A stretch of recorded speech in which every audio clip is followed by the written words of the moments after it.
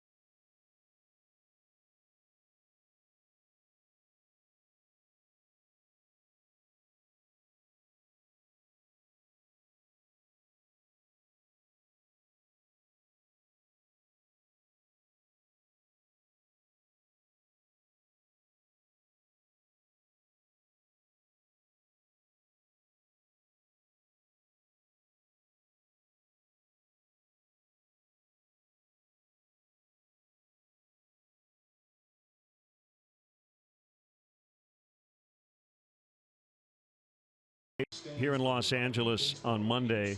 Yosh worked with the Cubs for 65 years. He ran the home clubhouse. He actually began working in spring training as a bat boy in 1935. Then was a visiting clubhouse attendant in 1943, but he was known for running the Cubs' home clubhouse, and everyone who knew Yosh knew that it was his clubhouse.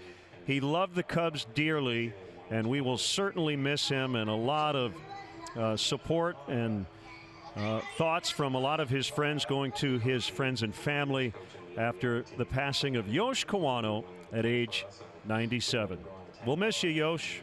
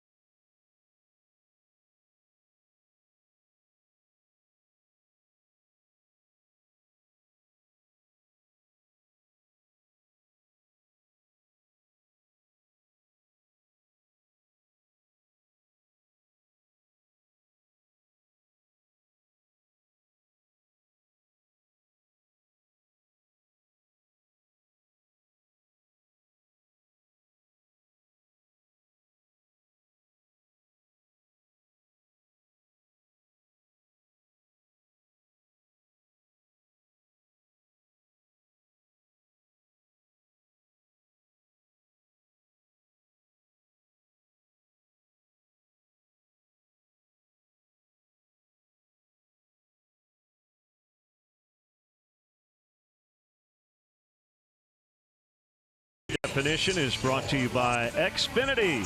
Xfinity delivers the fastest internet with the best in-home Wi-Fi experience. Call, click, or visit an Xfinity store today. Cubs trying to turn around a road trip that has begun 0-5. And the Brewers tonight leading 5-0 at home against Kansas City in the bottom of the 7th. Ross Stripling will face this Cubs Southwest Airlines starting lineup. Ben Zobrist has had a nice road trip. He'll lead it off and play second base. Jason Hayward is in right. Baez at third tonight. Lester theoretically will get a lot of ground balls in his direction. Rizzo, the first baseman. Contreras catching and hitting fifth. Kyle Schwarber in left had a couple of hits and another nice defensive play in the outfield. Ian Happ is in center field. He had played third the last couple of days. Addison Russell at short. John Lester, the pitcher, hitting ninth. Dodgers defensively, Cody Bellinger plays center field. He was the first baseman last night. Kemp is in left, Puig right. Infield alignment of Turner, Hernandez, Forsythe, and Muncy. Austin Barnes gets the assignment behind the plate tonight. And he's catching Ross Stripling, 28-year-old right-hander. He's having a very nice year. He was in the bullpen. Injuries forced him into the rotation, and he has been lights out. He's made 10 starts. The numbers for the season, 6-2 with a 1.99 ERA. He's just under the innings needed to qualify to be listed among the leaders. If he had enough, he'd be second in the league in ERA. to Jacob deGrom. It's a diverse mix of pitches that he features. You see, he doesn't lean very heavily on his fastball at all. Really mixes in a lot of breaking pitches, slider, curve, changeup, all good weapons for him. Fastball will average around 92, but he can get up 94, 95. Likes to go up with a fastball and then down with a sharp breaking curveball. So he's ready to work. Ben Zobrist looks at a strike.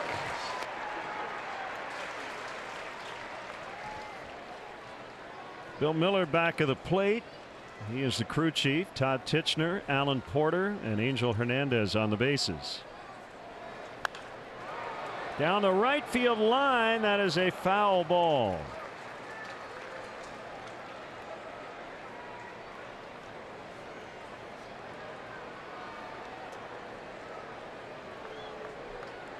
So 2 strikes on Zobrist. 72 degrees as we get started. And another glorious night here in LA. It is Kike Hernandez bobblehead night, and it's going to be close to a sellout.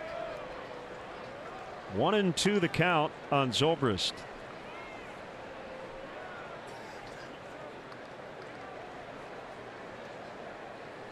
Stripling working from the stretch exclusively, and there's a base hit to start the ball game. So Zobrist continues his nice trip, 6 out of 12.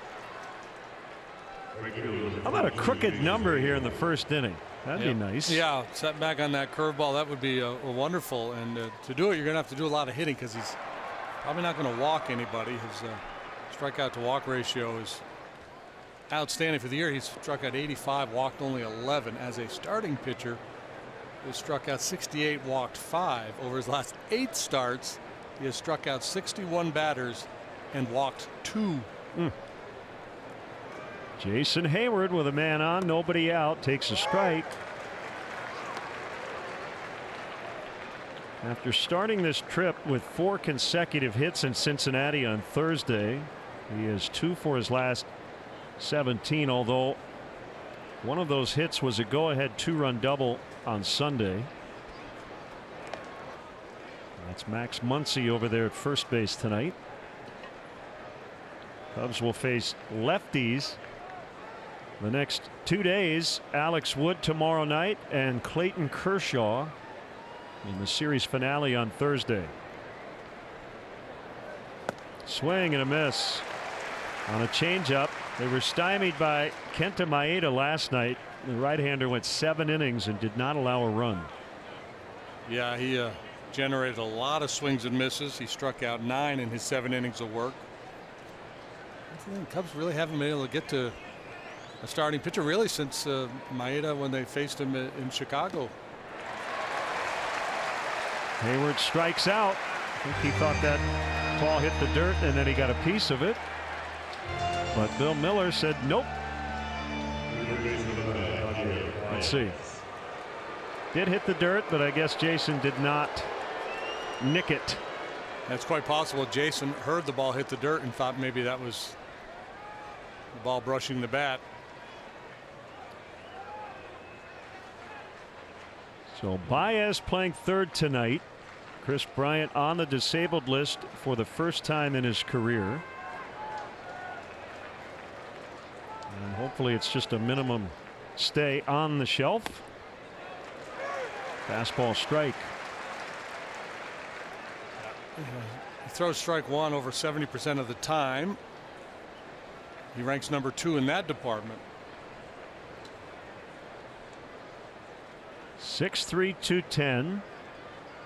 Product of Texas A&M. Here's his 0-1. Cubs scored 1 run last night. That came on a 9th inning sac fly from Baez off the closer Kenley Jansen.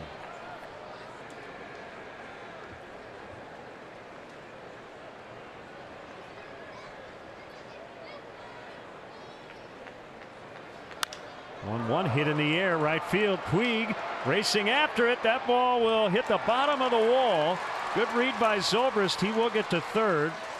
And Puig got that ball all the way back into the infield pretty quickly It is a double for Baez, and the Cubs have him at second and third with only one out. Well, a great opportunity to put up this crooked number early. It's an elevated fastball on the plate. Gets a nice break on it and plays the carom perfectly. Otherwise, Zobrist probably scores. So it's Anthony Rizzo who is tied. Check that, one behind Baez for the team lead in RBIs. Baez with 51 after that sac fly last night. Rizzo has 50.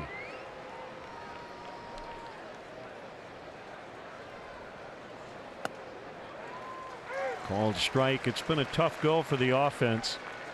The Cubs have dropped 6 straight in this ballpark, including last year's playoffs. And yeah, runners in scoring position, just 1 for 24, although they can get a run here without a hit.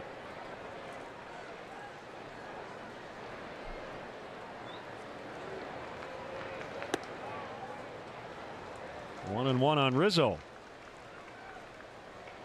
Had that slow start, had an excellent May. June has been not quite as good, and he's just 2 out of 18 on this road trip.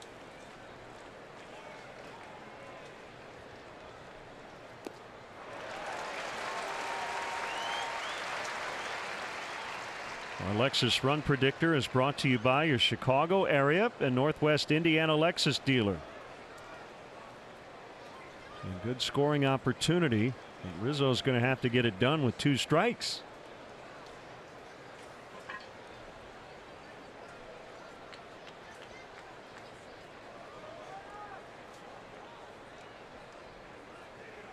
And he went. That's strike 3.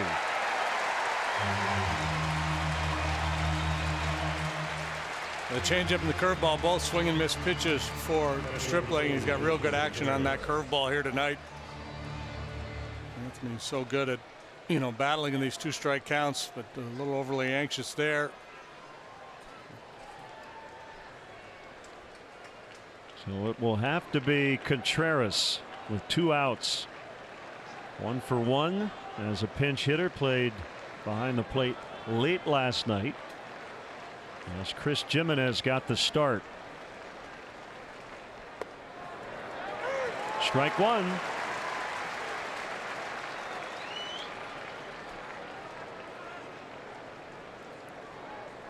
So that's 15 pitches and 12 strikes for Stripling.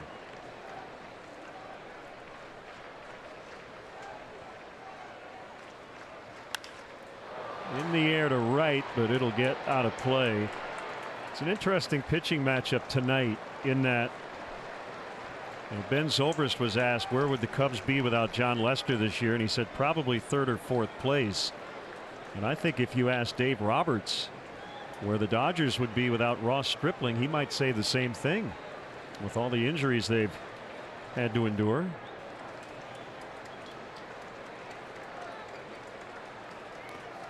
Contreras chased a bad one.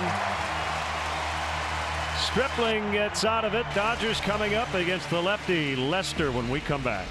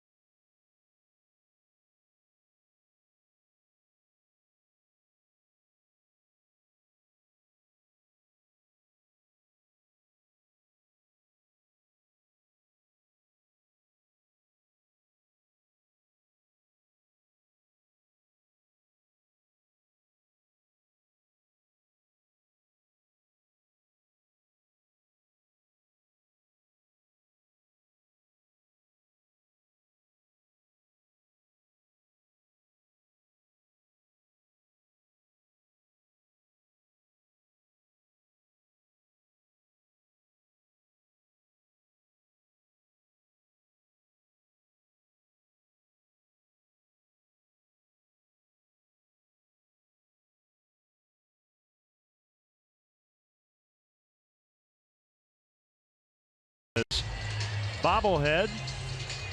And unfortunately, that depicting his 3-homer game at Wrigley Field in last year's NLCS. He hit a game-winning homer last night, 3 over his last 2 days. Turner, Kemp, Muncy, Forsythe will follow. Bellinger playing center field tonight. Yasiel Puig's been better against righties than lefties. Austin Barnes, the catcher, Stripling, the pitcher, batting 9th. Cubs defensively, Schwarber left, Ian Happ center, Jason Hayward plays right field tonight. Baez, Russell, Zobrist, Rizzo on the infield. Wilson Contreras behind the plate. Blue Cross Blue Shield starting pitchers John Lester, choose Blue Cross and Blue Shield of Illinois, the card to carry through it all. Big lefty is 9-2 with a 2.10 ERA. That's 3rd best in the National League. League hits just 207 against him. And ball 1 on Hernandez. As I mentioned earlier, I can't imagine a scenario where he wouldn't be the pitcher of the month for the month of June. 4-0 with an 0.67. Trying to win his 6th consecutive start. He's going to come after the Dodgers with the fastball, cutter, curve, and change. More 4-seamers, fewer sinkers than you would see from him in the past. Curveball, changeup have been really good weapons. On the ground to Baez, who looks it in and throws across.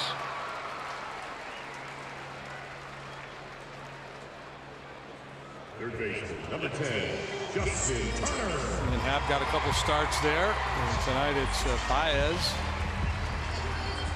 And anticipate a fair bit of action on the left side of the infield. Although, as we've noted throughout the season, the ground ball rate for John is down this year. He's elevating that 4-seamer more and getting more outs in the air than he has in the past.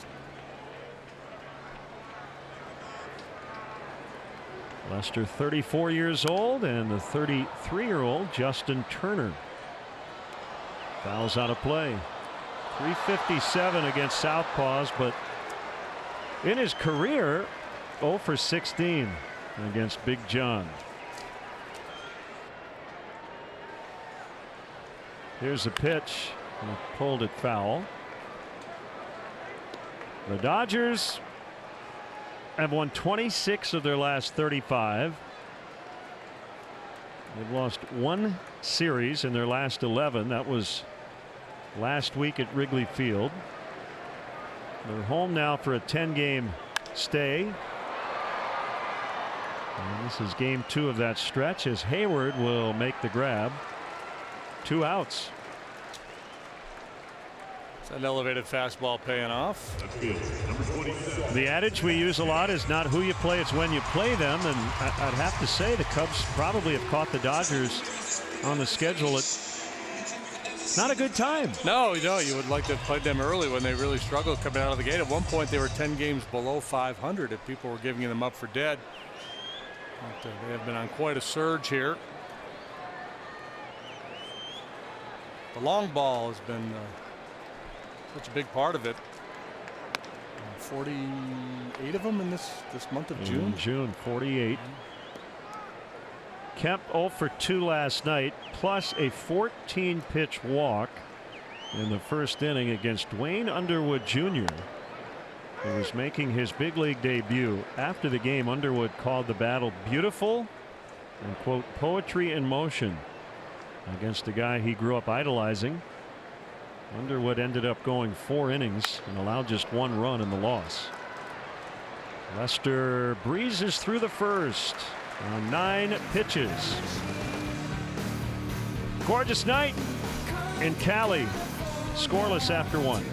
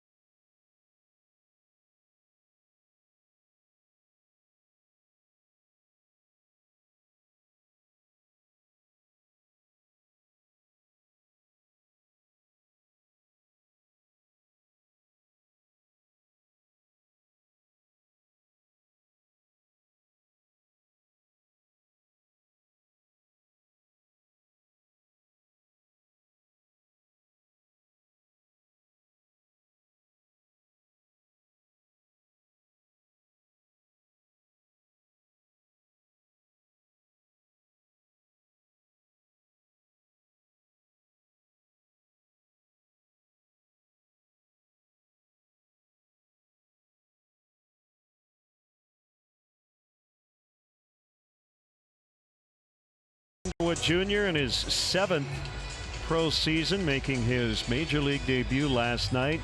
And he had to grind his way through the first inning on 41 pitches. But he got out of it with no runs. And only the Hernandez second inning home run allowed. And got pulled for a pinch hitter in the 5th inning. 1 strike on Kyle Schwarber. Yeah, I don't know how sore Dwayne normally is after a start, but I wouldn't be surprised if he was a little extra sore today or tomorrow. Yep. Max effort, you know, first big league start, you're pouring everything into every pitch. And he was teetering a little bit there in the first, but ended up doing a very credible job. Really settled in nicely after the Hernandez home run to lead off the second. 2 strikes to Schwarber. Here's the pitch. And he pops it down the left field line, but it'll twist out of play. 2 for 4 last night. Teamed up with Baez to nail Justin Turner at the plate for another outfield assist.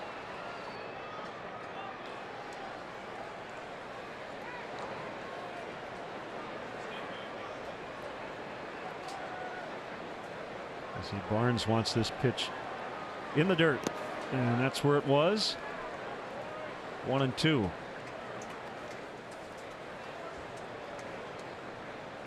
We say it a lot, but it's the kind of thing we probably should say even more often. If you want to know how a guy's executing his pitches, just watch the catcher and where he sets up and how often he has to move that glove. And Stripling tonight really has put it exactly where Barnes has wanted it, hasn't he? This is what he does so well. It's kind of an old-fashioned classic power pitcher's game plan. The elevated fastball, the sharp down-breaking curveball. He'll throw the slider when he's behind in the count.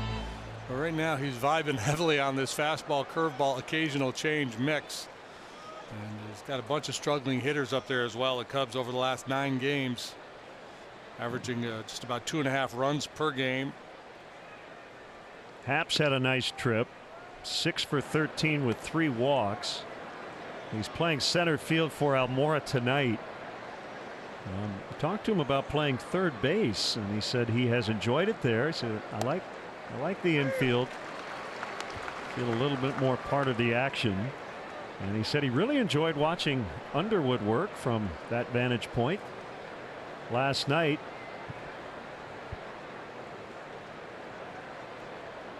And I think he understands as he hits a 1-hopper to Turner for the second out. Finish that thought in the second. Cub fans, everybody in. Summer has finally arrived, and the best place to spend your summer weekends is at Wrigley Field. Plan now. Get your tickets to weekend matchups against the Reds, Cardinals, and Padres. Visit Cubs.com to place your orders. Yeah, Ian said you get some more at bats. It's probably the best part of playing third base. Just adding to that toolbox defensively and understanding he's in a 5-man rotation in the outfield. That can only help a young player get in there more often. 1-0 on Russell. Make it 1-1. Yeah, so he's been putting in a lot of work with Brian Butterfield, just technique, footwork, things of that nature, learning a fairly new position. He's such a good athlete. You figure he'll be able to figure it out. Swing and a miss. It's 1-2. Cut fastball that time from Stripling. Has all kinds of weapons and really executing this. Picking up right where Maeda left off. I guess before the Cubs took batting practice tonight, hitting coach Chili Davis had a clubhouse meeting with his group. Not exactly sure what was said. My guess is it was more of a we're good. Let's go out and show it. Relax, have fun, that sort of thing.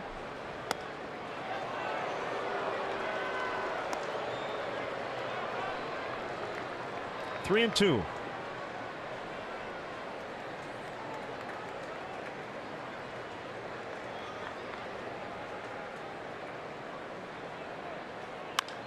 Popped up. Shallow right center. It's Bellinger. And the Cubs done in the second. And a scoreless tie early.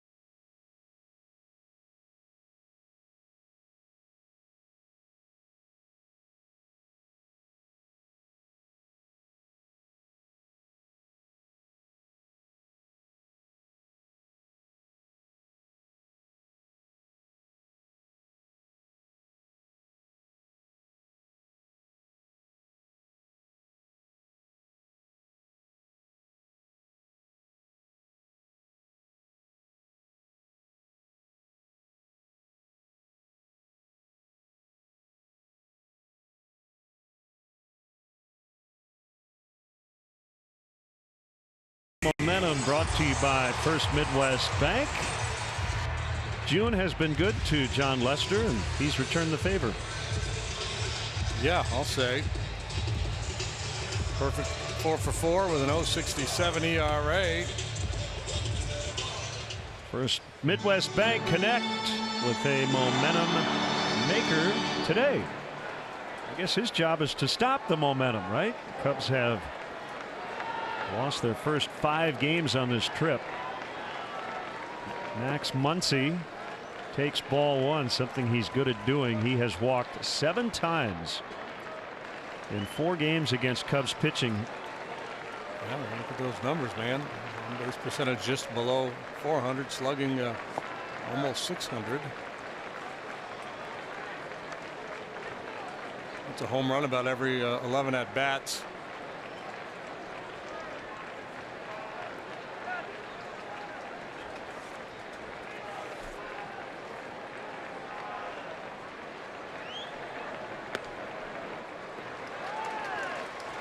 And 3-0.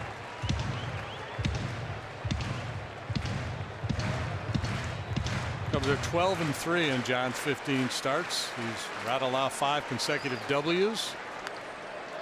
Yeah, that's probably a note we should bring up more often. Not a pitcher's record, but what the team's record is. John talks often about innings.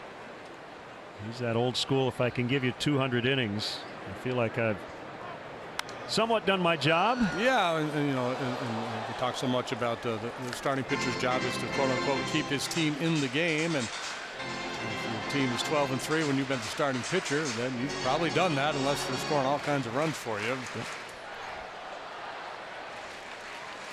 So he's back in at 3-2. And he fires, and it's off the inside, and Muncy walks again.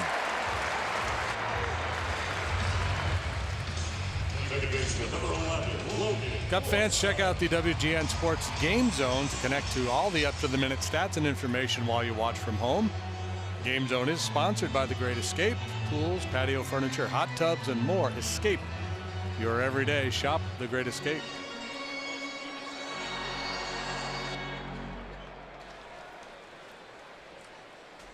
Logan Forsythe getting his first start of the series, playing second base.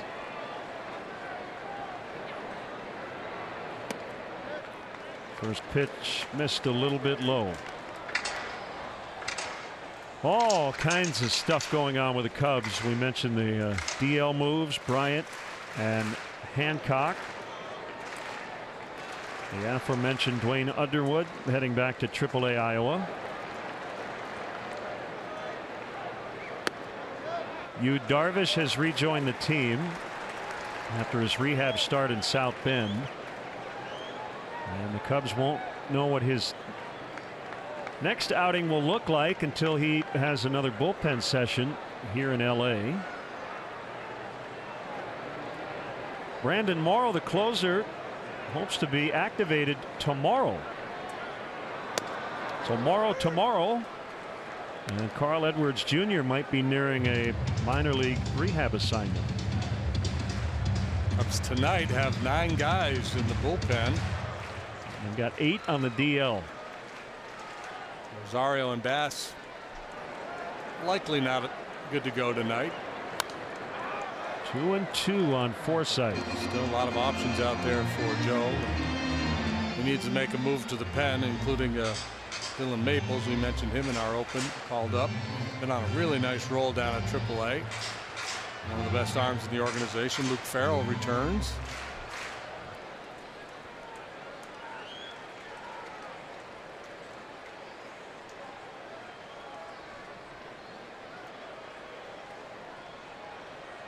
Lester has the sign from Contreras, and his 2-2 is hit foul to the screen.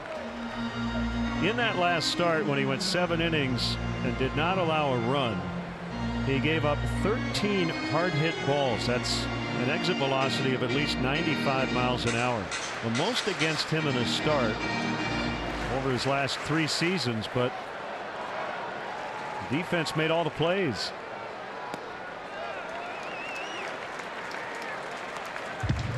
It was the third time in his last 4 outings he had gone 7 innings without allowing a run. For 119 pitches. That's why Joe wanted to make sure he got an extra day prior to this start. It's the most he's thrown in a start since May of last year.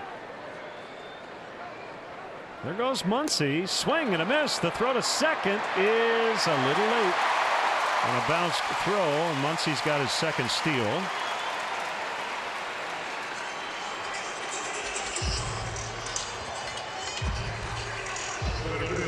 Muncy's hoping for contact here.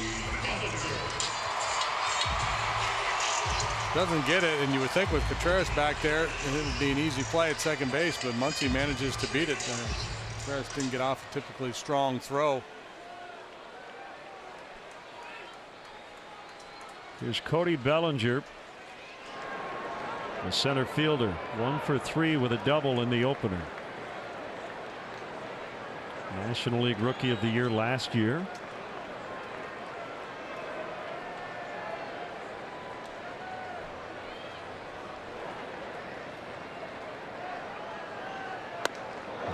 Almost got hit.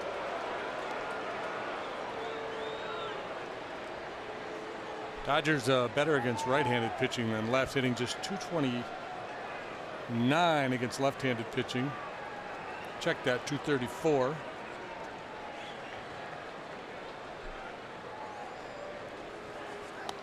Swing and a miss. 1-1. Bellinger hitting .209 against lefties, but always dangerous. 7 starts after a Cubs loss. He has delivered 4-1 with a .218. Basically, he's just been good whenever he's taken the ball. Base hit to center. Muncy coming home. The throw by Happ. Not in time. And now Bellinger will take third on the overthrow by Ian Happ. So it's 1-0. And the Dodgers have a runner at third with only 1 out.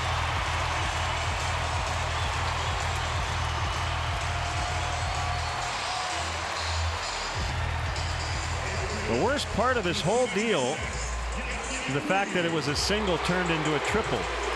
Right, and you see Muncy looking back over his shoulder. He gets the green light from the third base coach Woodward, and Ian kind of heaving his body into that throw.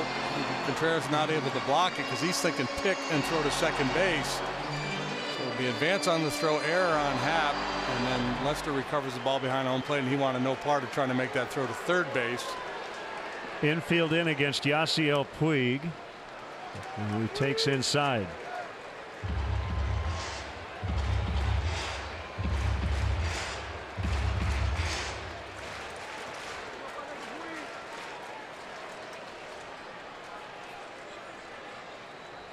A 1-0 from Lester.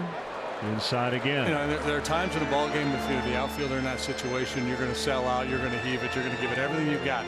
7th inning on in a tight game. This early, it's all about game management, kind of like a golfer working his way around the golf course. Yeah, go ahead, come up, make a strong throw, make sure it's down, make sure it's on line. I'm not saying he absolutely did not have a chance on Muncy there, but it wasn't a great chance, so it's incumbent on him to, good low throw, something that's low enough that could be cut if need be, that's going to hold that back runner.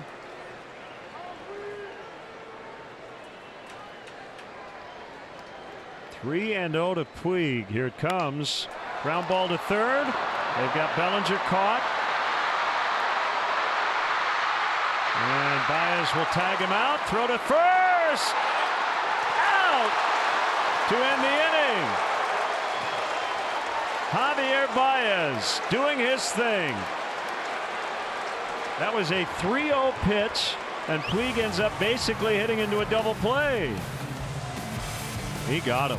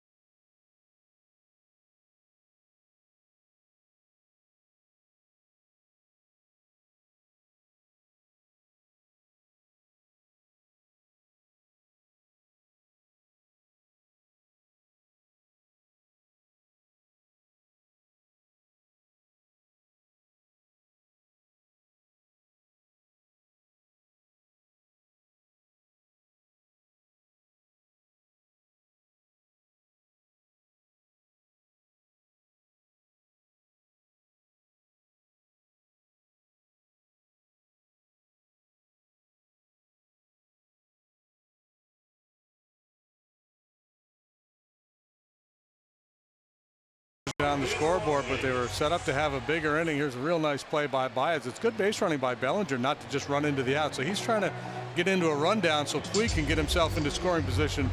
Puig, kind of unaware of the situation, just runs through the bag at first base, and then too late thinks about making a move to second, and by the time he does, Baez snaps that throw over, and Rizzo applies the tag to the bottom of his foot. You see, at this point, Puig's got to be turning back over his shoulder, seeing that play develop. It looked like George Lombard, the first base coach, was trying to bring that to his attention.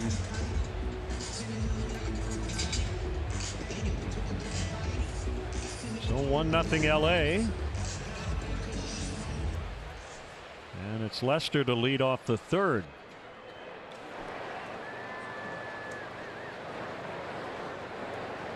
Baez was like the quarterback in that play. He was directing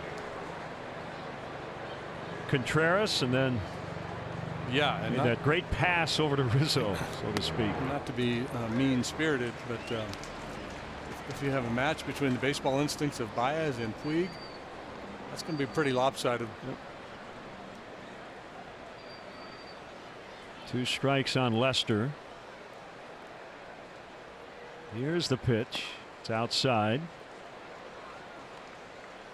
The challenges of this game. You can see the look on Puig's face out there in right field. He's a little frustrated with himself. But, you know, when something happens in a big moment where you don't deliver that runner and you get frustrated, you're upset, you have to be able to just kind of move on. Boom, boom, boom, boom, boom. What's next?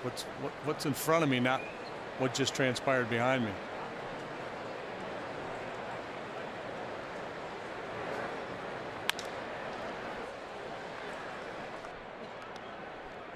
Watch the Cub fans in the background, not the play.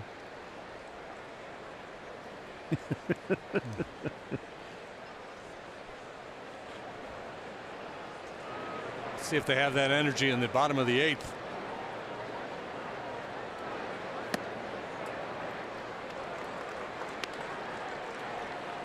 Oh, 2 to 3-2.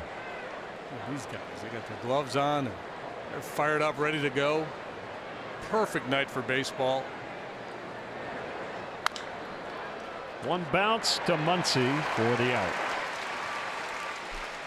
Chicagoland viewers, it's time for the Subway third inning triple play promotion. Text Subway to 97999 right now, and the 300th texter will win a $30 gift card to a Subway restaurant in the Chicagoland area. Subway, so much sandwich. The San Gabriel Mountains off to our east.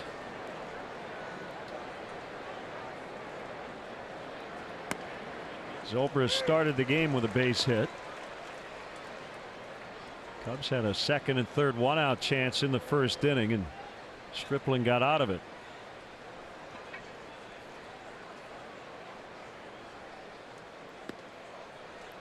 Oof. 0-2. Old-fashioned Uncle Charlie 12-6 curveball that he features. Stripling is a certified stockbroker. Zobrist pulls one way foul to right. He's a certified stockbroker. That's interesting. Yeah. I wonder if he knows anybody that makes a lot of money that he'd be able to make investments in. Help him out.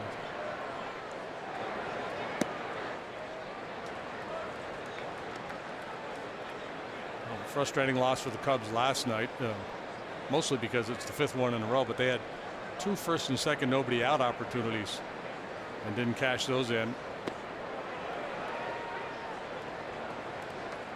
Angel Hernandez said no swing. And they pushed a run across in the 9th against Kenley Jansen.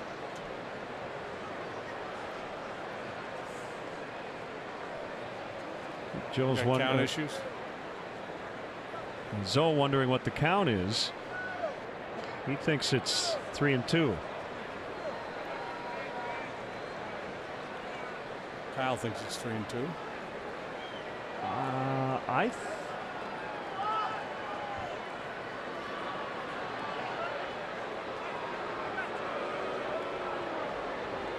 I think it's 2-2. The board says 2-2. They can check in New York. I wonder if he thought that one. Ben might have thought that one breaking pitch was called the ball, the curveball that caught the bottom of the zone. It was low-ish. Yeah, so 2 called strikes, a foul ball, and then ball. And Stripling and Zobrist having a brief chat.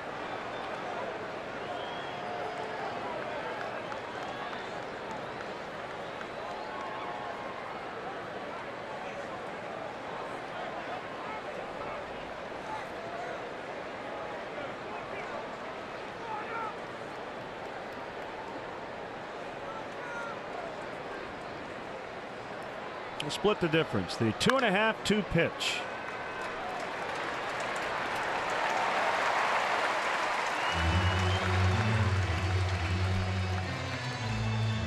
Sunday, July 1st, the Cubs take on the Twins at 1:20, and up to the first 5,000 early arriving kids 13 and younger get a Wilson Contreras Youth Laundry Hamper presented by MasterCard. After the game, the first 1,000 kids 13 and younger get a chance to run the bases, weather permitting. Tickets are still available at Cubs.com.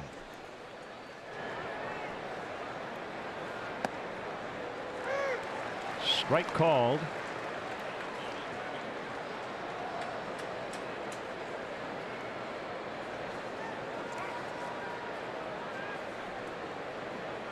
You referenced it earlier. Stripling coming to the rescue with his Dodgers rotation. Has suffered multiple injuries. Hill has made 8 starts only. Kershaw has made 9. Ryu made 6.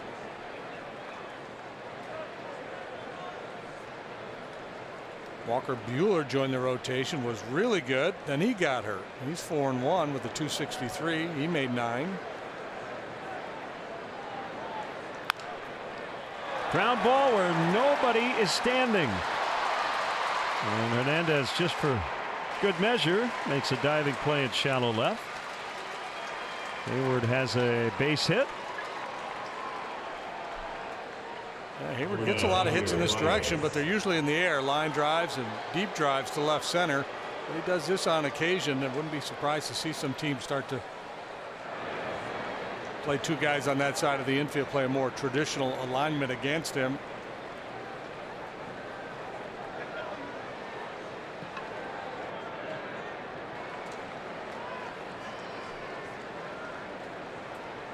Twitter taking me to task. Apparently it's licensed stockbroker. Base hit for Baez. Hayward stops at second base. So Javi's 2 for 2. Well, it's actually a pretty good matchup for Javi when you think about it. Even though Stripling has very good breaking stuff, he throws a lot of strikes. And Javi's good in the zone. Obviously, he has a problem chasing bad balls, but you throw it in the zone, he's going to put a pretty good swing on it most of the time. Well, he's 4 for 4 against Stripling over the last week, and 3 of those 4 hits have been doubles. Yeah, he has the highest first pitch swing rate in the majors. Yeah, and you've got a guy on the mound who throws first pitch strikes more than everybody in the game except for one.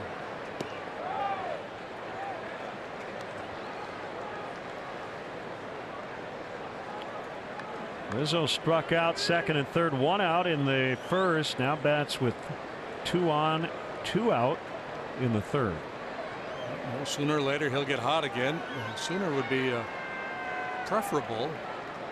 There is just a $156 over his last 9 games.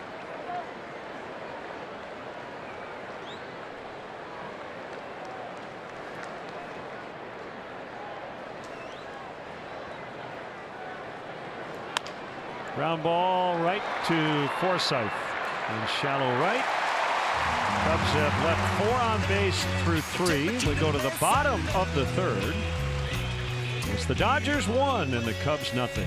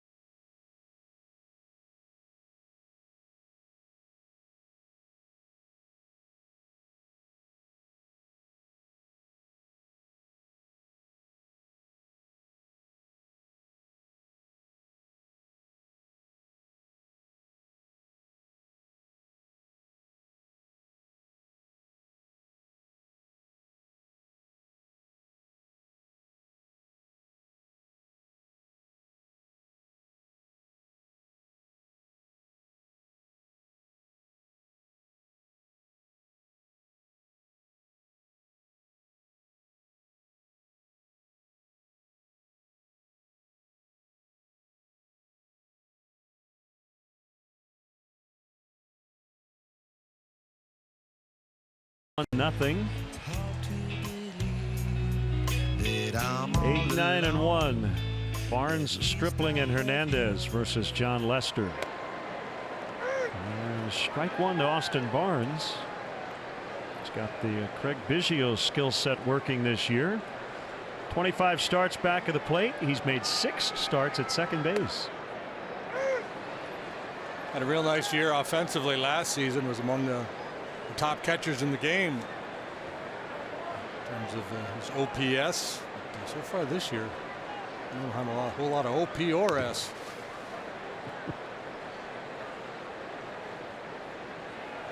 A .267 slugging percentage. That's 7th lowest in Major League Baseball. When you filter for a certain number of plate appearances, 50 or so. Drilled to left, and it's Schwarber leaving his feet as he makes the catch. Well, shades of last week at Wrigley. Number 68, Ross Stripling. Hang with him.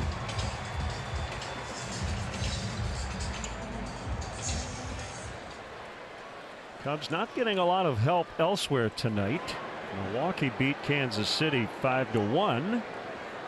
And the Cardinals have a 6-2 lead early in the 3rd inning over Cleveland after beating them last night.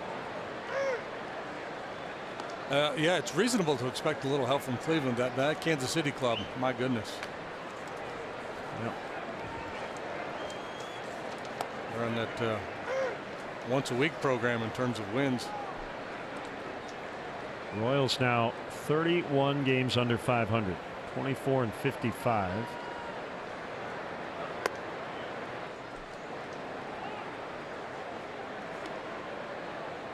The Cubs' next opponent is the Twins. They're already in Chicago. They're playing the White Sox. 2-2 bottom 3. The Royals win as often as our producer Mark Brady goes to church.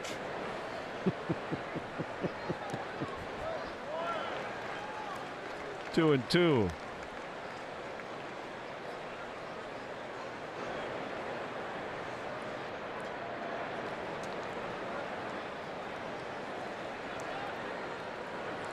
Oh, there they are.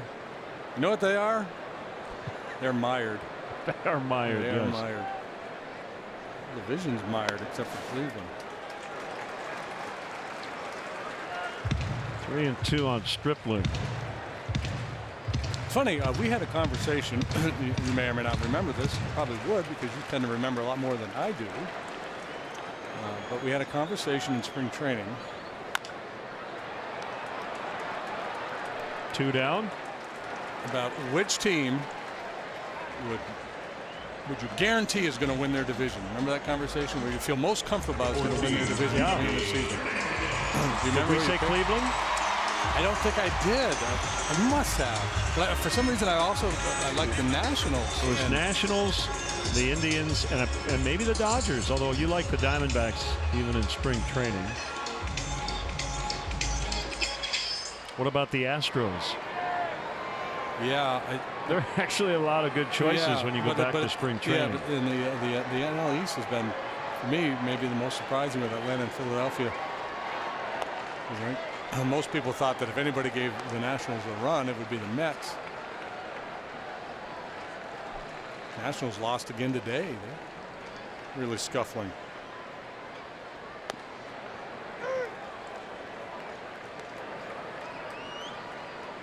One count on Hernandez. Already a career high 13 home runs.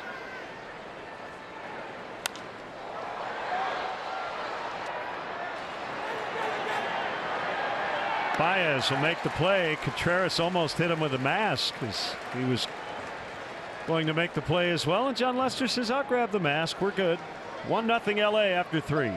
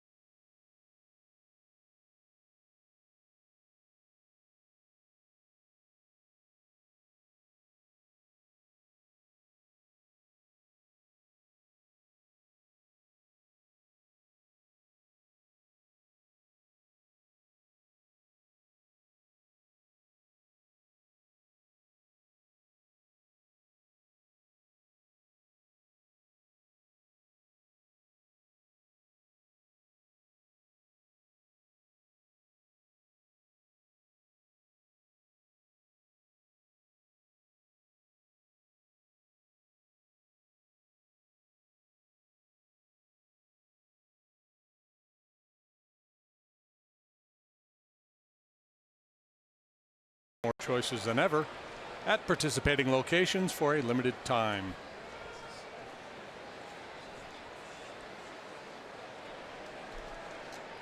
Wilson Contreras hits the first pitch on the ground to third base, and Justin Turner will throw him out. The Chef Series presented by Maker's Mark is back for a second year. Each homestand, fans can expect a dynamic menu of offerings inspired by a featured celebrity chef and their take on ballpark favorites. The next featured chef is Tony Mantuano, whose Italian cuisine and signature cocktails will be featured June 29th through July 8th. For details, visit Cubs.com/chef series. Certainly. Foul strike on Kyle Schwarber. I wanted to get this story in while we're here in L.A. Excellent L.A. Times piece in the offseason written by their beat writer Andy McCullough about their general manager Farhan Zaidi. Did you catch this story? It's about his fantasy football dynasty. You know, I did run across that story. It's a great story. Zaidi is Andrew Friedman's right-hand man. Friedman, the president of baseball operations. Well, the Dodger players, they have a fantasy football league, as I would imagine most big league teams do. You and I are in a fantasy league. And he's won the last 3 championships. And I guess the players, Clayton Kershaw, Justin Turner, all those guys, they're really aggravated at how good he is and how he always exploits the league rules in terms of the loopholes. I guess the first year he didn't draft a kicker or a defense, and then the players got together and said you have to draft a kicker and a defense. So he did that, and he immediately dropped them. I guess his in-season waiver wire pickups are always just exquisitely made. And toward the end of the piece, Clayton Kershaw is quoted. He said, "The fact that he's won it 3 years in a row gives him a little credibility for the whole numbers thing, as Schwarber is going to reach." Taking advantage of the shift. So kind of the sabermetric thing. Kershaw says, you know, I guess there's some truth to the sabermetric stuff they're talking about based on the fact that he's beating them in football. But he said, I find little solace in any of this. And you know how competitive major league players are, even when it's fantasy football. So we'll see how he does this fall. Yeah, but that's it gives him leverage, doesn't it? If they don't like the shifting or whatever. Well, if you think about my track record in fantasy football. Swing and a miss by Ian Happ. It's a year short of the dominance that Bob Vorwald has in our league. Yeah, he's done pretty well. I'm giving him no credit. Zaidi was quoted in the piece, "It gives me great pleasure to know our players are irritated as hell."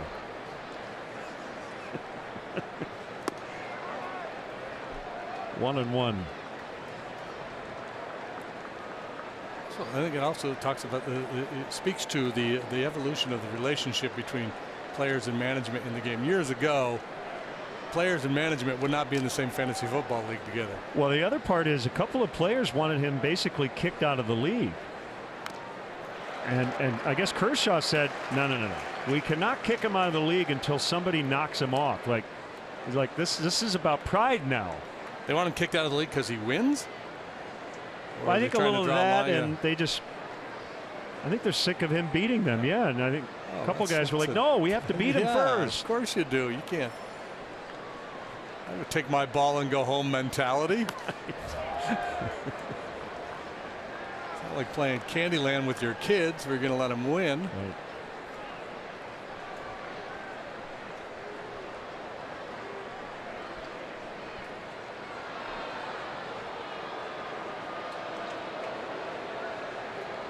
Yeah, I expect to get a text or an email from somebody with the Cubs on how Theo has done in his fantasy leagues over the years. There'd be pressure, right, for guys running a baseball organization to be in that league? I think be expected to be good. I think Jed has a pretty good track record. Yeah.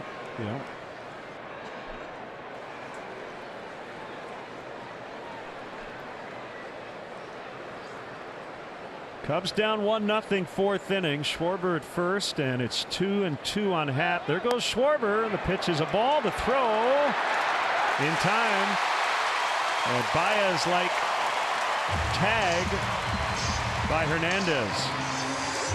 Well, Kyle trying to play a little small ball, bunt single, then trying to steal a bag here. He doesn't have a particularly big lead, nor does he get a real good jump. Throws a little bit on the shortstop side, and a quick catch and tag by Hernandez. And looks like they just barely got him, and there'll be no challenge coming from the visitors' dugout.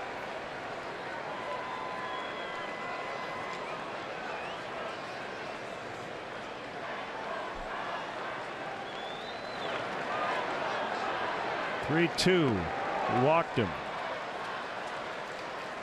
Of course he did. After the caught stealing, seems like the next guy always finds a way to reach.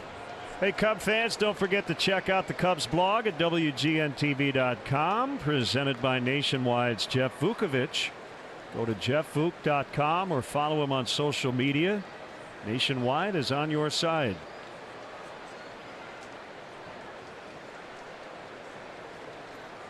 Russell with a man on it. 2 outs. Lined base hit. Well, we'll get Lester to the plate. Well, you know, we saw Contreras ground out first pitch curveball, and now Russell takes this curveball right up the middle. I think the Cub hitters are starting to make some adjustments here. Maybe, if not flat out sitting breaking ball, you know, leaning that way a little bit. Not a bad idea.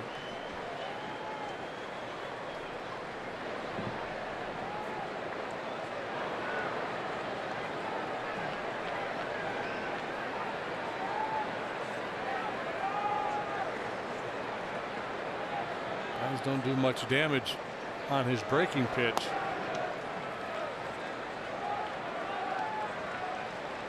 But I think if you start sitting on it early, especially that old curveball, that's not going to be the nasty one. That's not going to be the one he buries down in the dirt.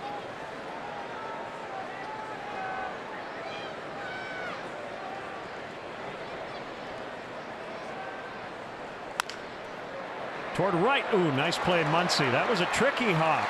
And the Cubs can't get a break. Lester hit that ball hard. Cubs strand 2 more. It's still 1-0.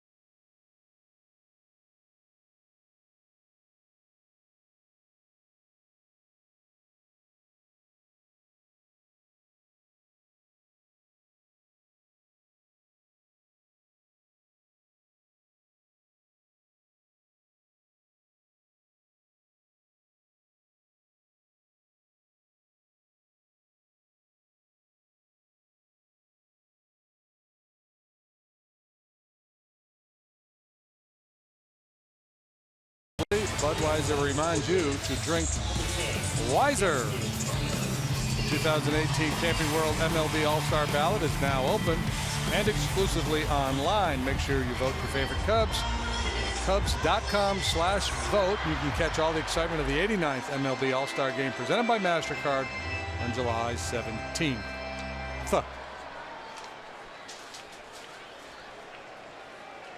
The Cubs have 6 hits to the Dodgers 1. But it's 1-0 LA.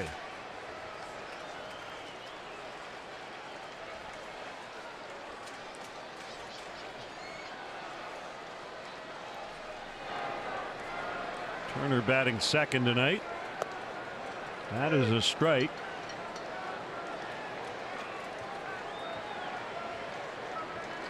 Max Muncy is not known for his defense.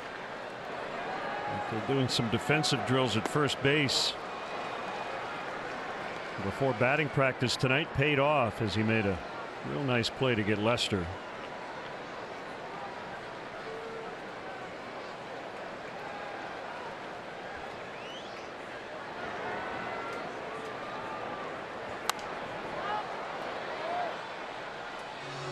Tougher play than it looked.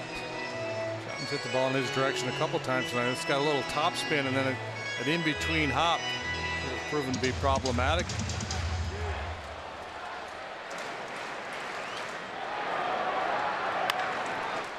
Couple of bounces to Baez.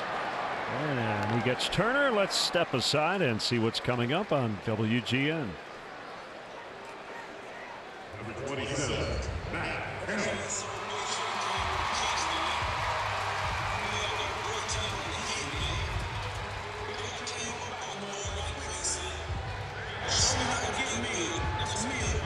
Len and JD and our WGN sports crew from venerable Dodger Stadium.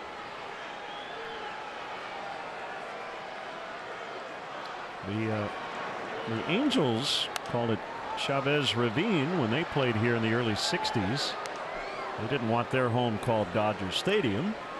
That was before the Big A was built.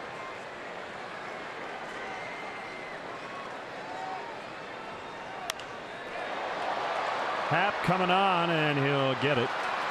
And Kemp is retired. Top 3 in the Dodger lineup, a combined 0 for 6. Number 13, Matt Muncy. Yeah, it's been a tough couple weeks for Kemp. Batting average continues to drop. He is now 2 for his last 25. Dodgers, we mentioned they're hitting home runs at a near historic pace here in the month of June. 19 of their last 23 runs, well, coming into tonight, 19 of 23 have scored via the home run. Of course, they had that 7 home run game against the Mets. Here's where they stand in franchise history with 48 in June, among the best months ever. Yeah, they had 53 last June. By the way, that Cardinal lead over the Indians, that was a Corey Kluber start tonight. He didn't even get through 2 innings. It's now 8-2 Cardinals in the 4th. Yeah, it happens to the best. Not often, but every now and then.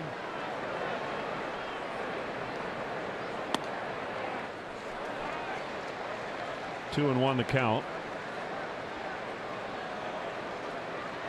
And a guy who's been a real tough out.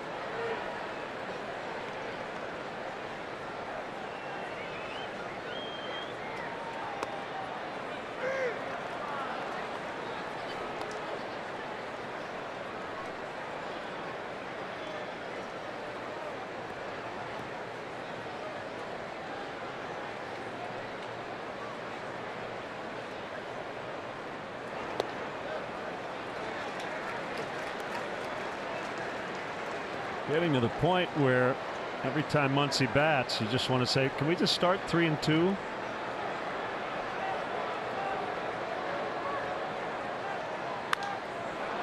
Popped up on the infield. And Lester with his third 1-2-3 out of 4 tonight. 1-0 Dodgers.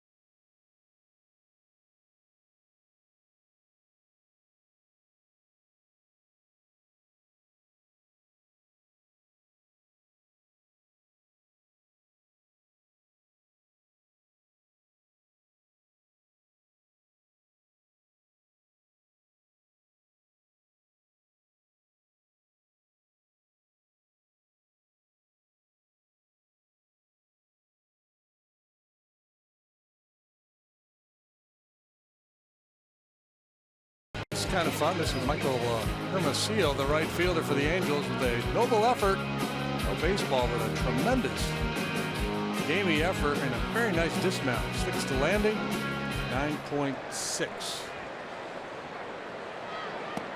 That replay was brought to you by IDOT, reminding you that safe driving habits really are a matter of life or death. Learn more at lifeordeathillinois.com. One strike to Ben Zobrist. Make it 2 strikes. He's the leadoff man tonight, and he is leading off for the second time. A sad story out of New York. Mets GM Sandy Alderson announcing earlier today that his cancer has returned, so he will take a leave of absence, and it seems unlikely that he would resume his duties as the head of their baseball department.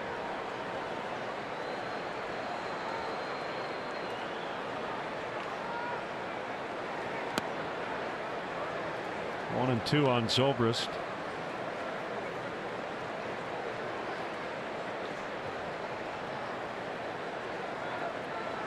John Rico, the assistant GM, and Omar Minaya and JP Ricciardi, the special assistants, will run the club in his absence. Turner's been busy on the other side of the bag in the shift tonight.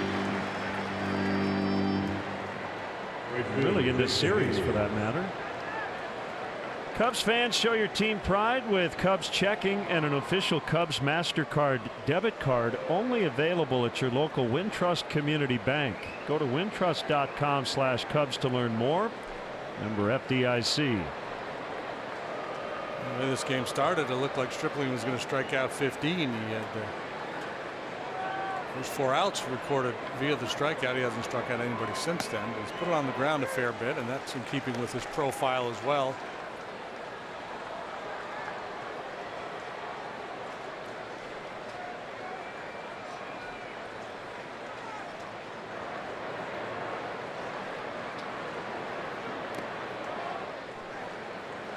Start against the Cubs last week at Wrigley was his first start against them. We'd seen him in relief a little bit. So all we heard last week is this run he's been on has been fueled by increased usage and just throwing his curveball harder. Cut into the inside corner. Rick Honeycutt, the pitching coach of the Dodgers, apparently got with him and said, you know, just go ahead and snap that thing up, throw it hard, don't just goose it up there. Ahead of Hayward, 1 and 2. Here it is. Bounced foul to first. Reds lost in extras last night in Atlanta, but Matt Harvey won again tonight. Back-to-back wins for Harvey, 5-3 the final. Long-time Dodger pitching coach Rick Honeycutt. Jesse Winker had 3 more hits. The Reds have won 8 of 9. Honeycutt's been in a big league uniform a long time. He had a very long, successful pitching career before joining the coaching ranks.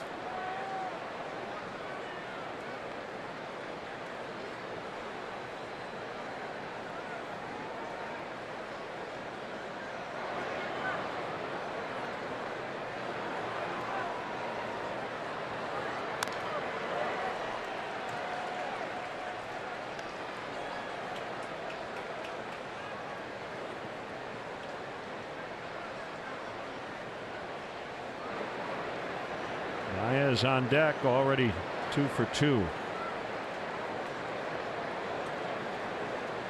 Dodgers got their run in the second inning on a Cody Bellinger RBI hit.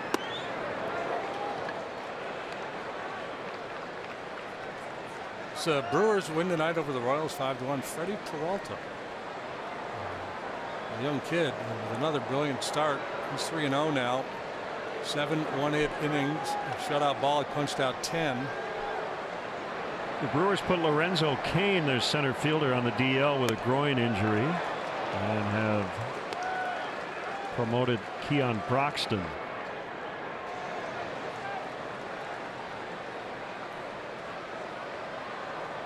Interesting, Broxton and not Santana, who they had recently sent out. Well, he may have not been down long enough to be an option anyway. Although with an injury, he could be. Broken bat liner to Forsythe. 2 gone in the 5th. Let's see who's going places. Brought to you by Toyota. Let's go places. Middle infielders with 50 knocked in before the break. Starlin Castro on that list. Addison Russell did it a couple of years ago. Billy Herman and Ryan Sandberg on there twice.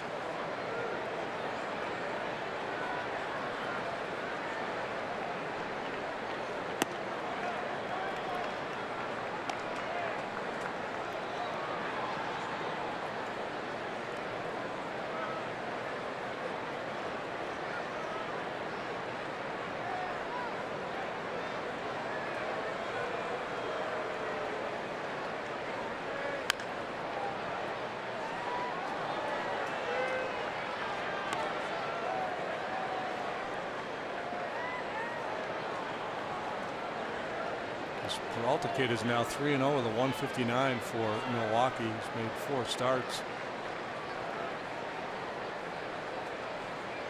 The expectation is that the Brewers will be aggressive in the trade market looking for pitching, but maybe not if he keeps that up. Count now 1-2 on Baez. Stripling was born in Pennsylvania, grew up in Texas, the Dallas-Fort Worth area.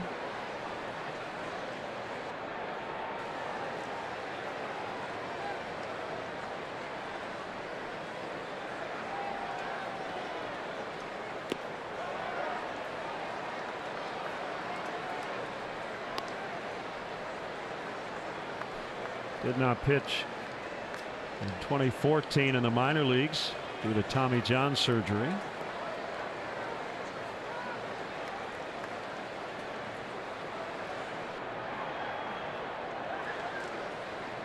And his 2-2.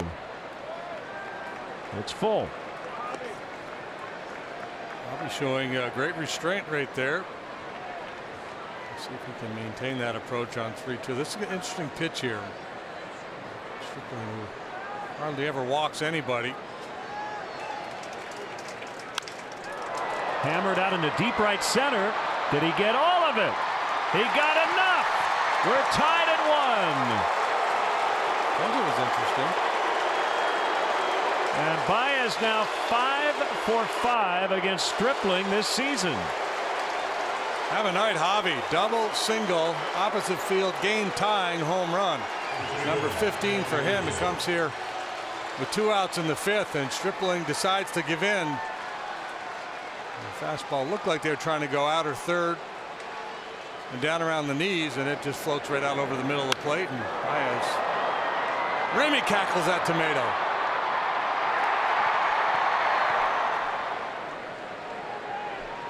So 1-1 in the 5th.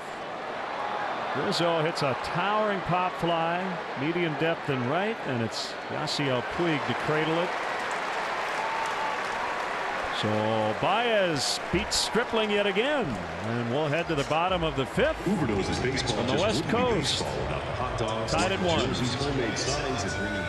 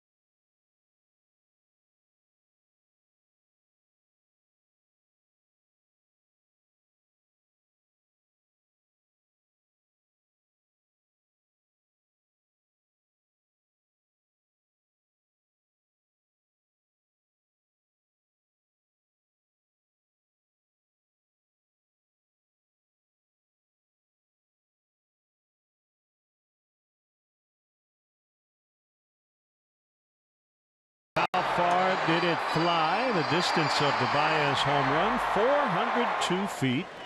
Go to WGNTV.com/contest for a chance to win round trip travel for 2 on Southwest Airlines in the United States and Puerto Rico.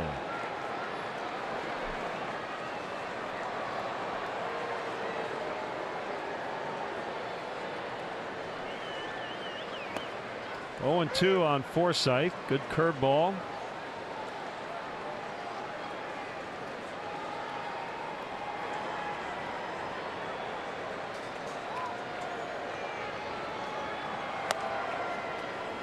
A wide one at 92 miles an hour. Lester 3-3 lifetime regular season against the Dodgers in 8 starts. 1-0 in the postseason. With a 153 in 3 starts. Had it all up, 4-3, 285, 11 career starts against his club.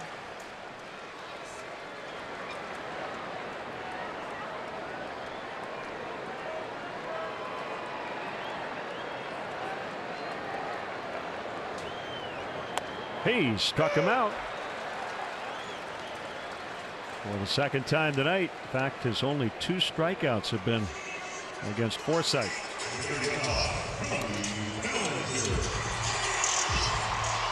Swinging last time, and this time he takes the fastball at the knees.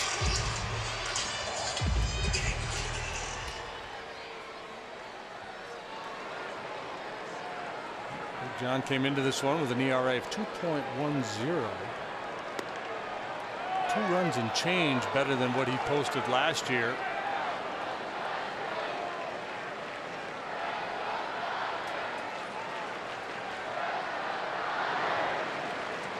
Almost a run and a half better than his career mark.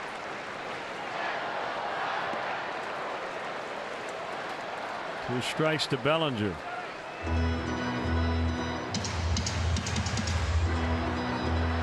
Finished last year with a 433. That was his highest in a year since 2012. Coming back on an 0-2. Now 1-2.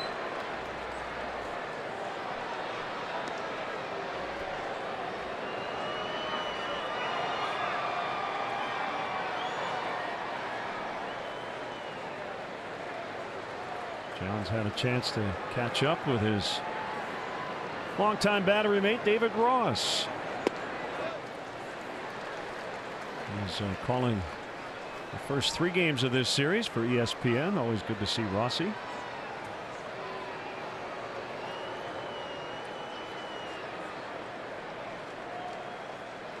He cleans up nicely, doesn't he? Well,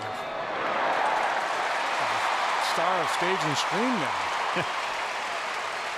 Well, I should have said Dancing with the Stars celebrity and former Major League catcher David Ross. Come out and enjoy your 4th of July celebration at Wrigley Field. The Cubs will play the Tigers. First pitch 120, and up to the first 10,000 early arriving fans receive a festive Cubs camo cap presented by Magellan Corporation. Tickets are still available. You can have yours by logging on to Cubs.com. Well, that's how you get started. You're just not going to get it. You got to go through the process. Dodgers have a Piggy Bank giveaway this weekend. That's clever. Oof.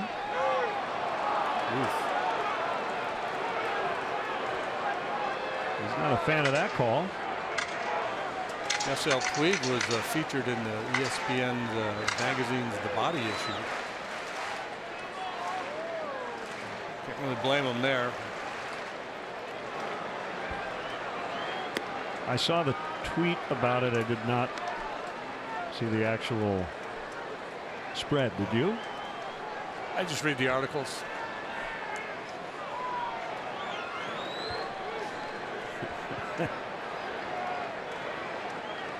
Well said. Puig was late. Bellinger was in time. No, I did see some of obviously he's really put together.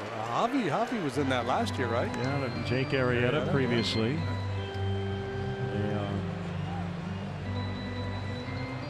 I'm assuming you've got a new cell number, right? I know you've been expecting a call. I have every expectation that I would be asked to appear in that. Well, we can give it to Rossi. He's got connections with ESPN. It would be the bad body issue. Former big leaguer. Bad body issue. Swing and a miss. And he's out. 2 down.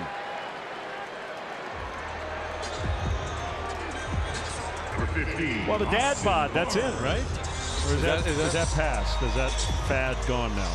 I don't know. The dad joke is in. Well, see, that goes back to talking at the beginning of the ball game when we showed his usage, how he's elevating that fastball more, and to great effect there as he punches out Puig.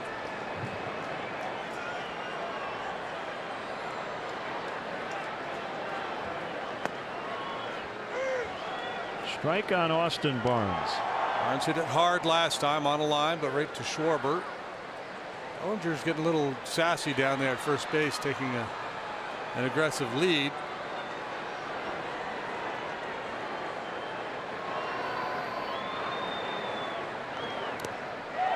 Bellinger will take second base on a wild pitch. Oh, an awkward landing there by Bellinger.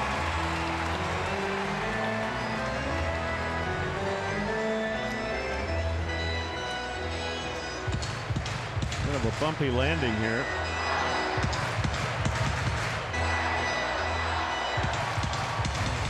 First point of contact was that back knee, it looked like, and popped him up in the air.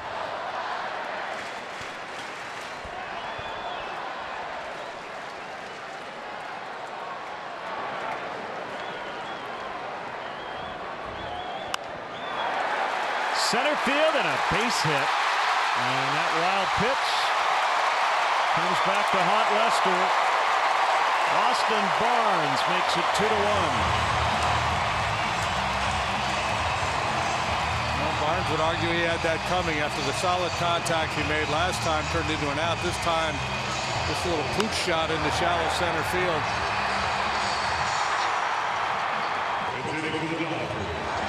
Tough break for Lester. Soft contact, but he finds a hole out there. Dodgers reclaim their lead, and Taylor will hit for Stripling. Chris Taylor will bat for Stripling, who now can get the win. He went 5 innings, and they'll turn it over to the bullpen the rest of the way. Taylor with a pinch hit home run last night. He's battling a hamstring issue and has not been in their lineup since the Dodgers were in Chicago.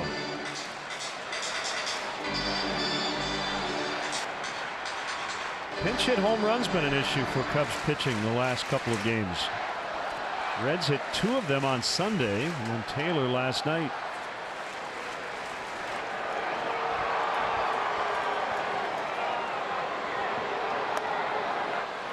Curveball strike. It's got a hamstring thing bugging him. Taylor. Left hamstring. Yep.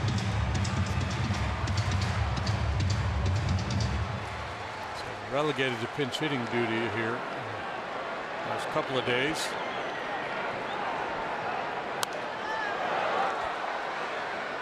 And the way Hernandez has been swinging the bat, there hasn't been a huge sense of urgency to get Taylor back in the lineup.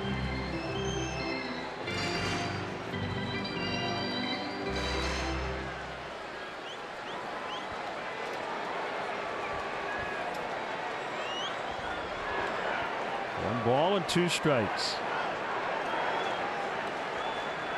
The pitch outside.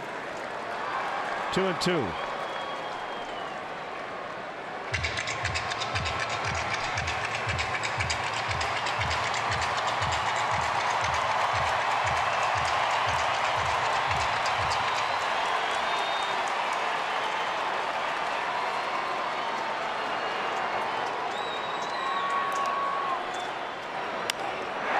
Liner in the left for a base hit.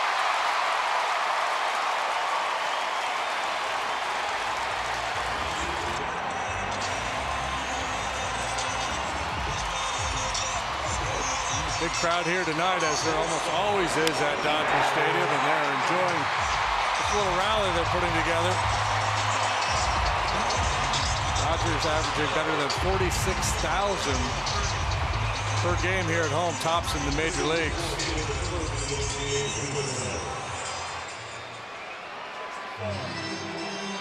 Pitcher Caleb Ferguson is going to run for Taylor.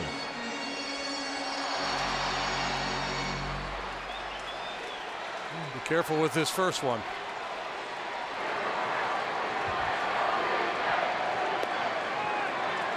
Just low. Good try, an aggressive hitter, a couple guys on base. He has power, he likes to ambush. You got to make a quality pitch. On 0-0 and just below the knees.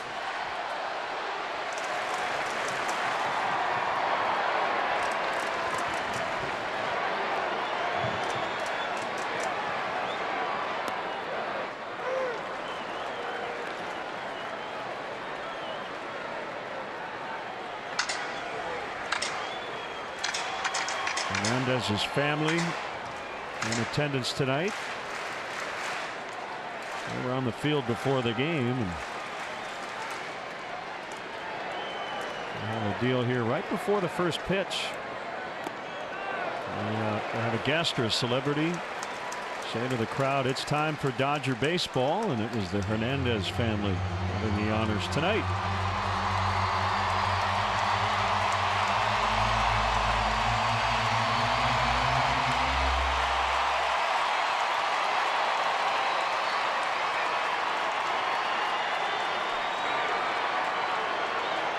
Two and one the count on him, with 2 men on in the 5th. Now 2-2. Twice he's been able to do that, work that cutter back to the outside corner.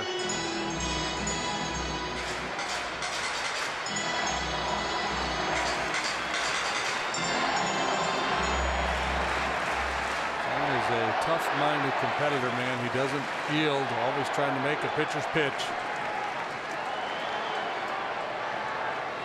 Lester home on a 2-2. He got him looking on the inside corner.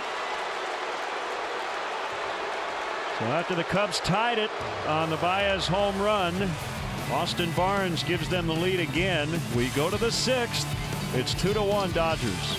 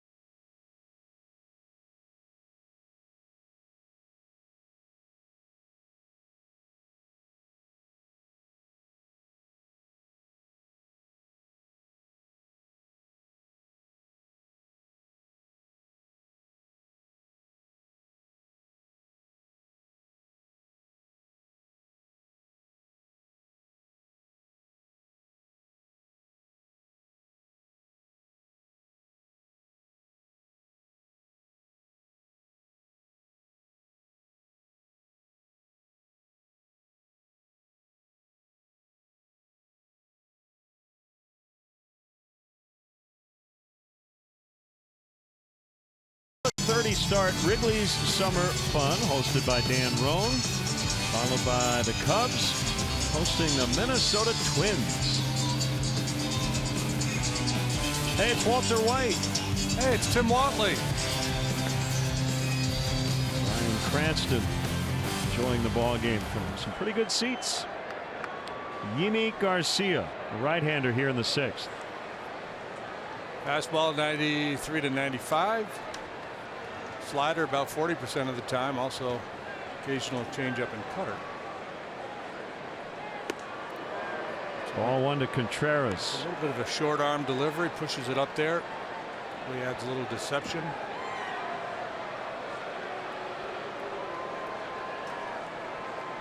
He's pitching in relief of Ross Stripling, who went 5, gave up 1 run on 7 hits.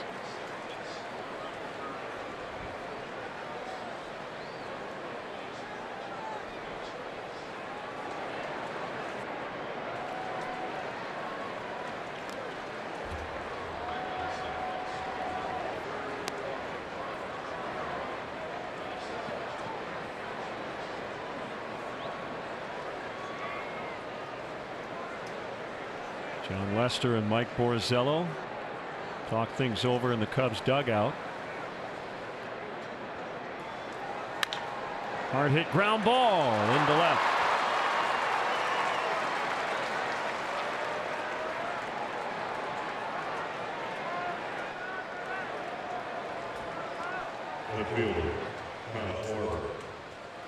Ball's up. Contreras gets on top of it. Hits it hard through the hole there.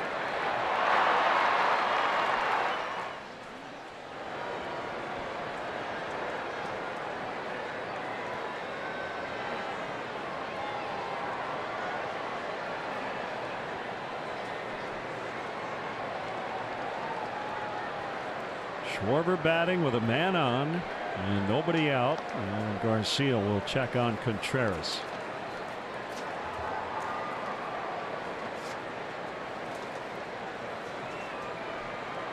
Joe might have a decision to make with his starting pitcher. If this inning gets down to Lester's spot, it looks like Tommy La Stella's got a bat in the dugout.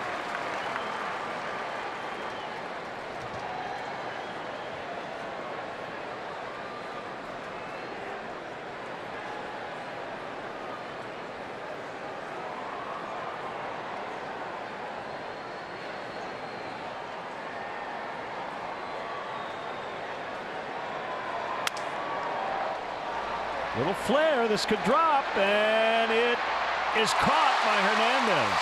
It's a nice over-the-shoulder cradle by Hernandez. Yeah, it looked promising.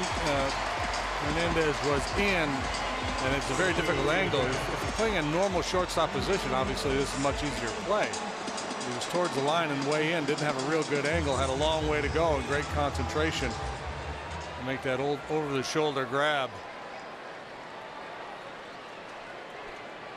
So 1 out in the books, and it's Ian Happ who has grounded out and walked. 2-1 Dodgers, 6th inning.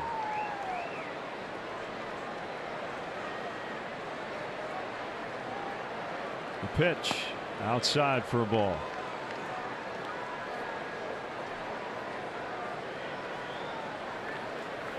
Just in case Lester is lifted, Steve Cishek gets loose.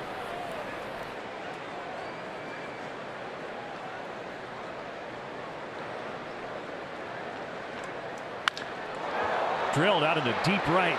Puig will miss it. He whipped on it. Happ to second. Contreras to third.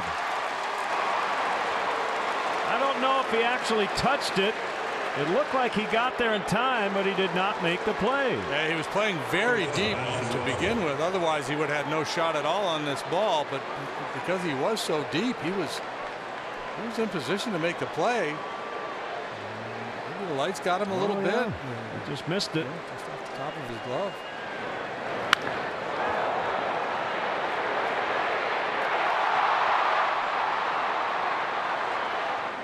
He will be charged with an error. That could be a big one. Dodgers had the infield in, but now the middle guys will move back. Cornermen are pinching against Russell.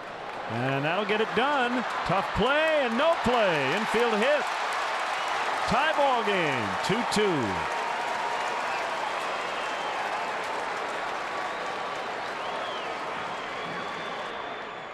I don't know if he had a play on Russell at first base had he not looked home, but once he did that, there was no chance. Just a little look towards home plate, and then he tries to make the adjustment and has to eat it. Tommy La Stella for John Lester with runners at first and third and one out.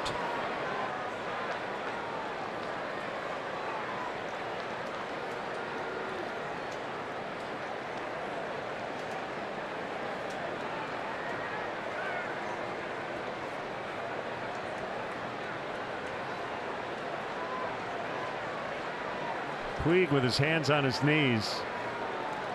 Out in right field. Base running mistake tonight and a critical error on defense.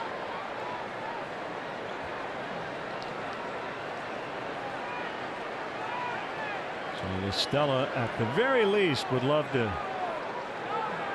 not get a run with an out.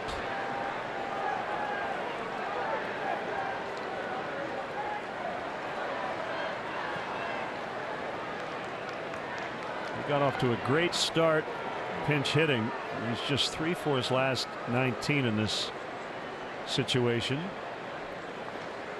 If Lester had stayed in the game, you could almost bet on a safety squeeze here. You can't rule it out completely with Tommy up there.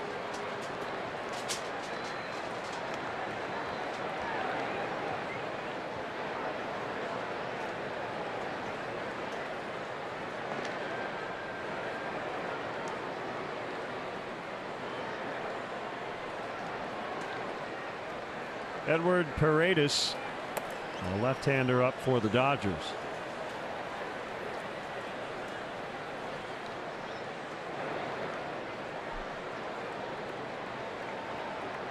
Happ the runner at third, Russell over at first. And the pitch. Ball one.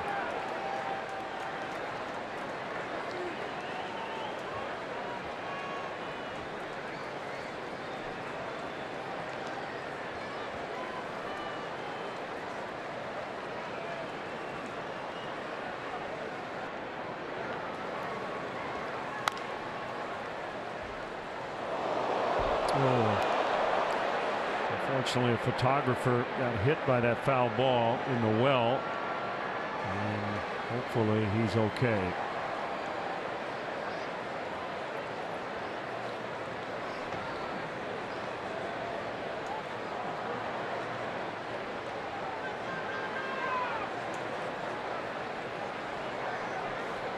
One and one on La Stella.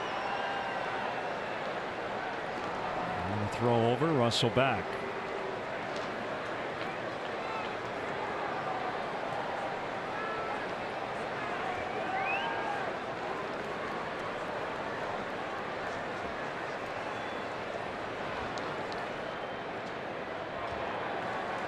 Pitch, swing and a miss. Couldn't get the high one.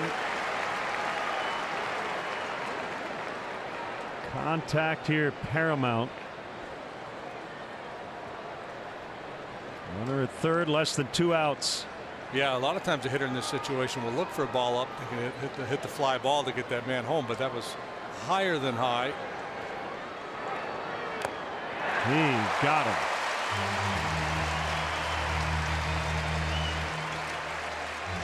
2 away, and it's up to Zobrist. Yeah, even though Tommy has not been quite as effective lately, normally you can count on him for contact in this situation. A chase and then fooled by the off-speed pitch.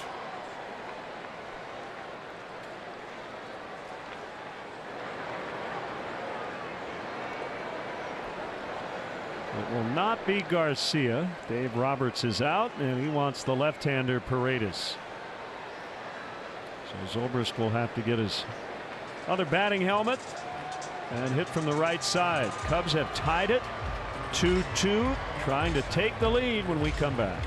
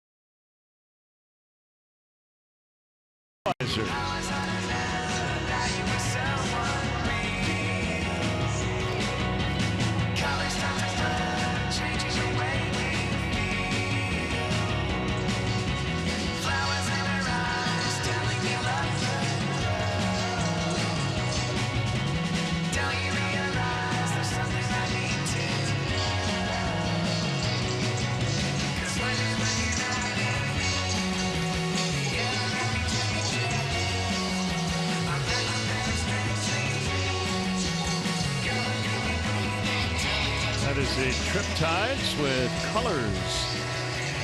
John Hamm is a fan.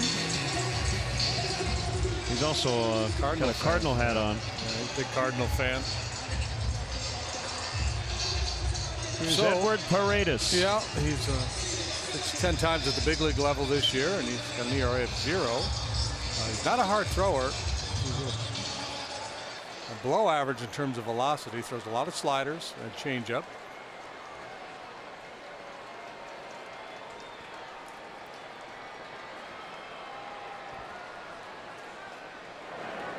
Cubs trying to grab their first lead of the series. Here's the pitch to Zobrist. It is a strike.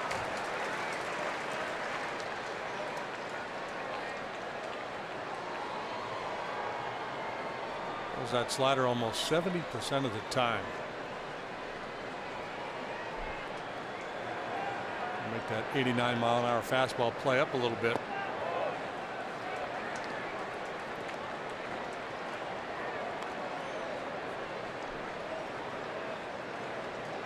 Edward Paredes here across town with the Angels. There's an Eduardo Paredes who's a right-handed pitcher. And then the San Diego Padres are just down the road. Yeah. Ground ball, base hit. Cubs lead. Russell trying to make third, and he's in. Ben Zobrist makes it 3-2.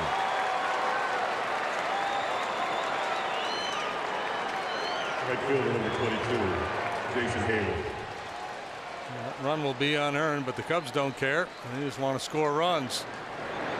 Back to the slide ball. It stays up a little bit and been able to pull it through the hole. Aggressive base running by Russell.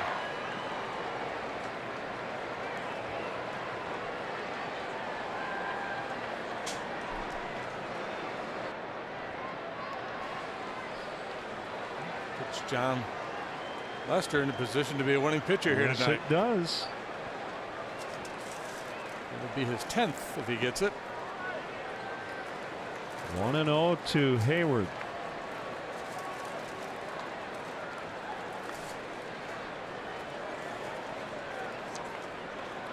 Mora will almost certainly get into this game for defense at the very least, especially now with the Cubs leading.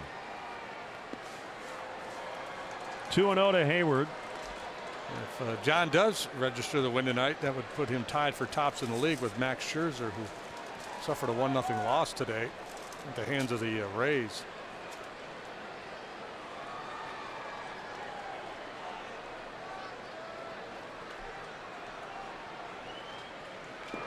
But we're only in the 6th. There's a lot of work to be done by the Cubs bullpen.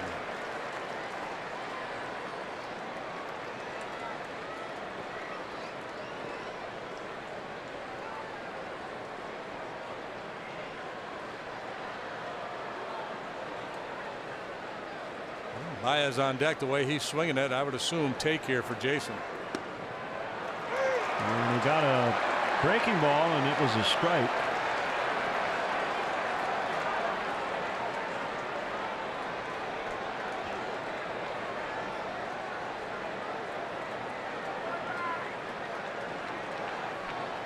Kind of lowish.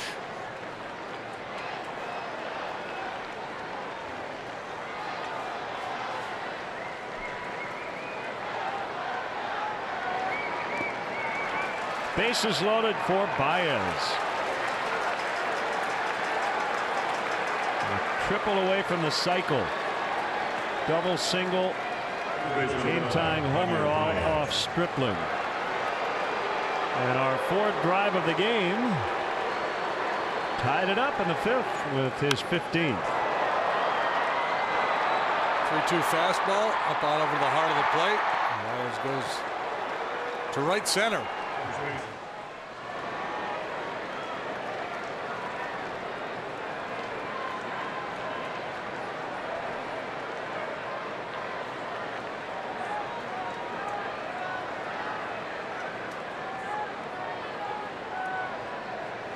Here we go. Bases full. Baez deep to left. A grand slam into the bullpen. 7-2. What a night.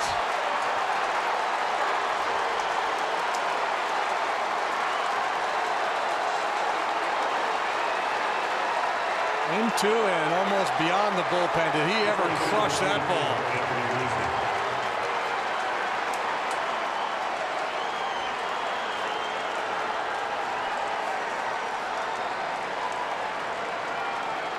Oh my, put it on a tee.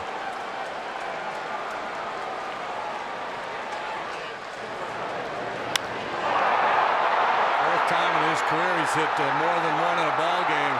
That ball was mashed. 5 knocked in on a couple of home runs. 56 RBIs on the year. And Rizzo with a fly ball to center. Bellinger will catch it. A 6-run 6th inning, and the Cubs turn a 1-run deficit into a 5-run advantage. It's 7-2.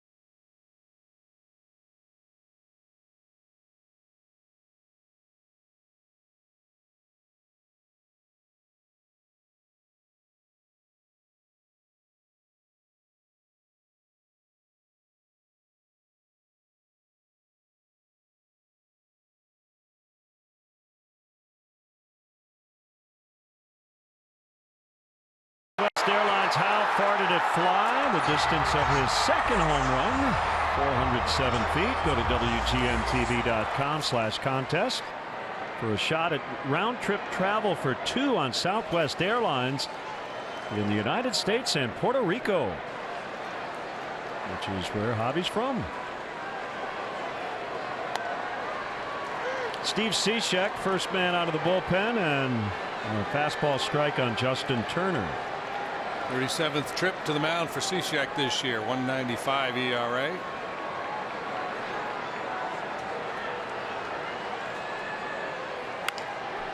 Ground ball to Baez.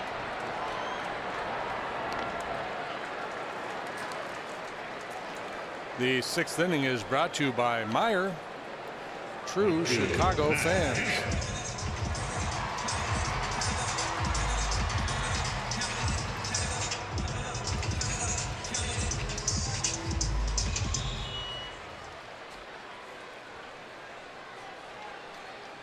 Kemp 0 for 2.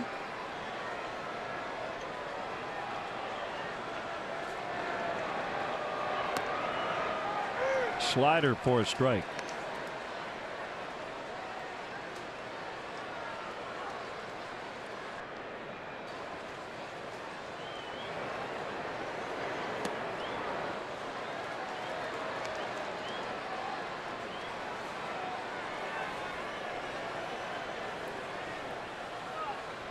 Eric Goodell and the Dodger bullpen. Cubs need to win to keep pace with the Brewers, who won, and to maintain their lead over the Cardinals, who are winning 10-2. A 5 knocked in tonight, a career best for Baez. Doesn't matter what position you play when you have a night like this, but I suppose it is nice. And the day Chris Bryant went to the DL that Baez was contributing offensively like he is. Check that season high for Baez with the 5 knocked in.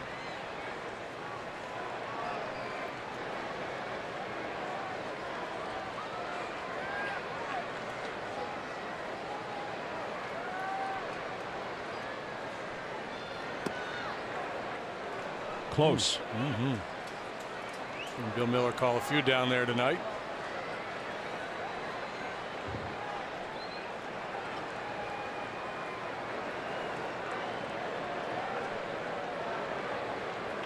Payoff pitch and missed on the slider.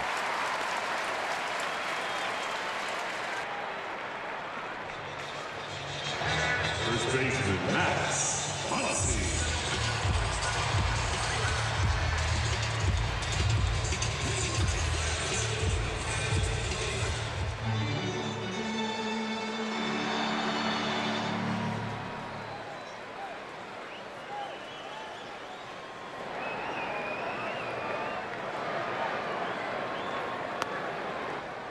Strike one.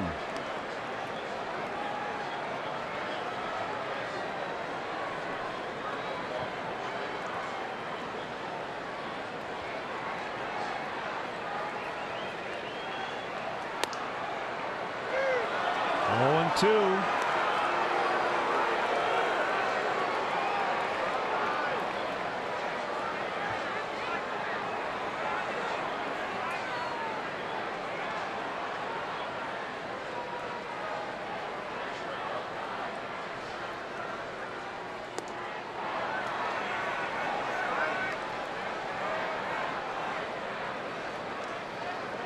Pitchers of record for the Cubs, Lester.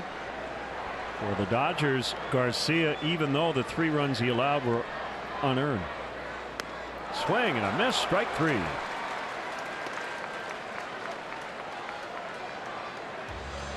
Second baseman Logan Forsythe.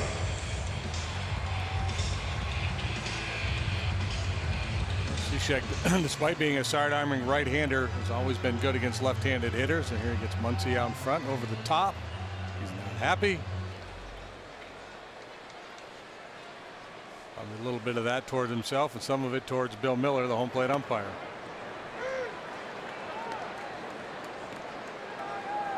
Yankees beat the Phillies 6-0 tonight. It was a Severino Arrieta matchup. The Severino guy's awfully good. He's 12-2 with a 2.10 earned run average. 7 shutout innings from him tonight.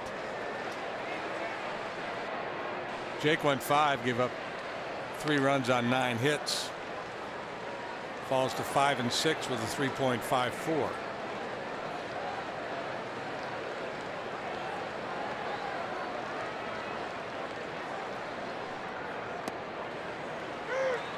One and 2.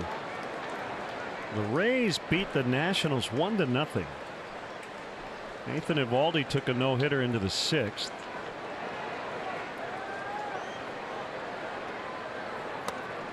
A bench clearing incident at the end of that ball game. Yeah, and they also at the end of the game, Kevin Cash did the Joe Madden bit, but instead of swapping pitcher and left fielder, he did it at first base.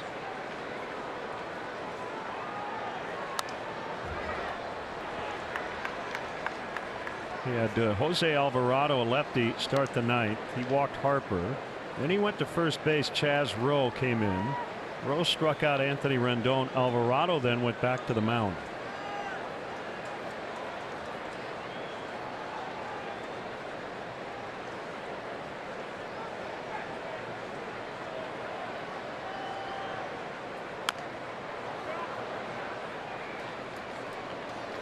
Yeah, I saw a little clip of the end of the game.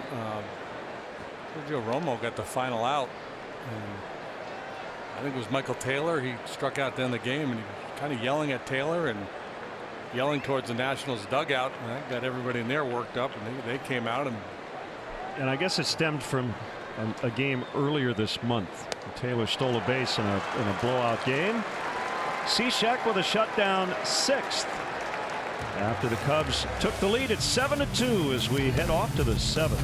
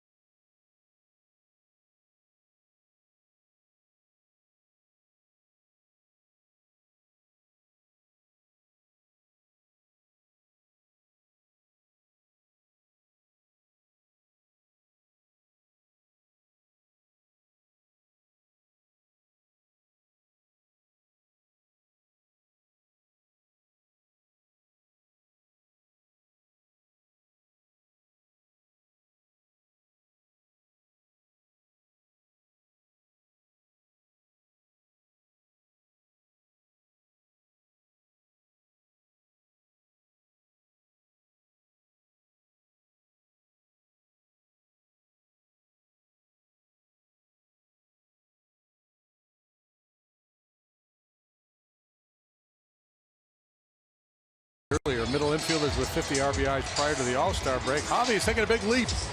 And now just one behind a Rhino who drove in 57 in 1990 prior to the break. As the big night tonight has got 56. A new chunker out there for the Dodgers. Eric Goodell, the right-hander, is working for the 21st time. He's 3-0 with a 1.90 earned run average.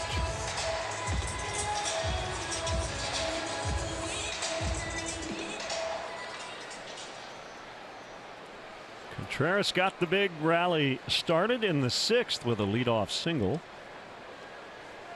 And his team would go on to score 6 runs.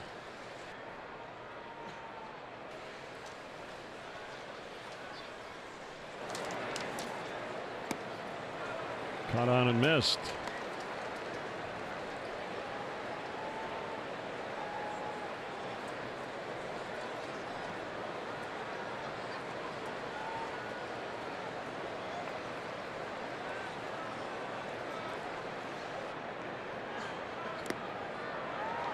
Oh, 2.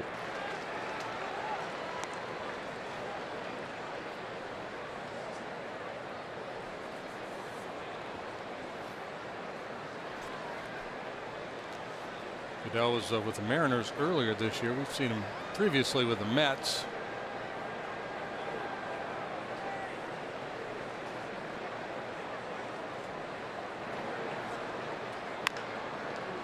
His father, David, is well known in his field. He is a biologist and responsible for developing synthetic insulin and HGH.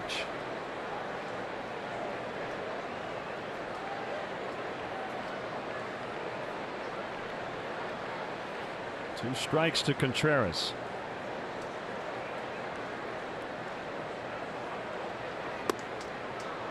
1-2.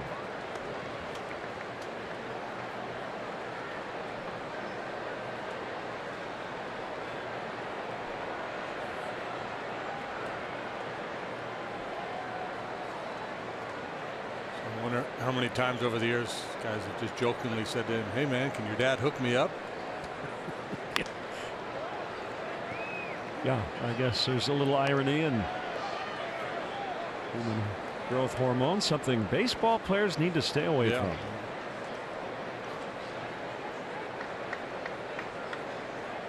So he starts with that split finger grip. And if he wants to throw his fastball or curveball, he'll come off it right about now.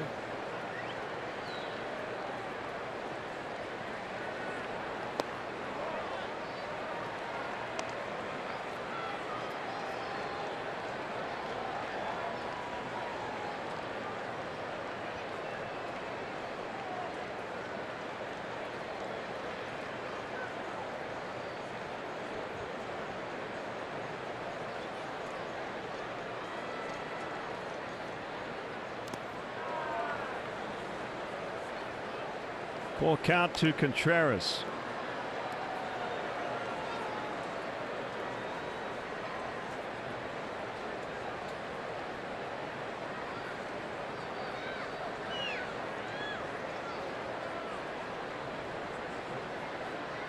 Huge crowd here at Dodger Stadium tonight. With the score what it is, I imagine many will be headed for the exits before we get close to the ninth, as Contreras takes the walk. Hey, all you parrot heads. Jimmy Buffett and the Coral Reefer Band are returning to Wrigley Field Friday, July 13th, along with special guest Boz Scaggs. Don't miss out on Jimmy's only Chicago appearance of the summer. Get your tickets now at Cubs.com/concerts. Yeah, if Cubs could play out on here, push another 3-4 runs across, to make exiting the ballpark a little smoother tonight. Generally, it takes quite a while to get out of here. For years, Dodger fans have been criticizing for leaving early, but until you've experienced leaving Dodger Stadium after a complete game, you don't really understand what that's all about. Right, of course, we have the shot of one car and its taillights to make your point. The migration has begun.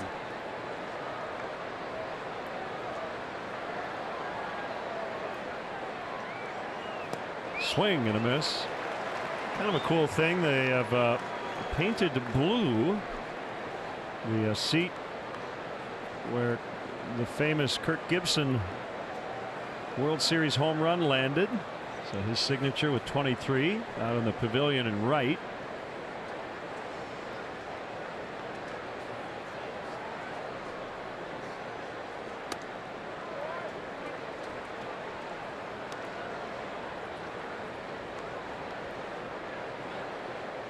So the ticket package, it's $300 for that seat plus one. You get a couple of commemorative T-shirts, food and drink, and donating money from each purchase to Gibson's Foundation to raise money and awareness for Parkinson's research.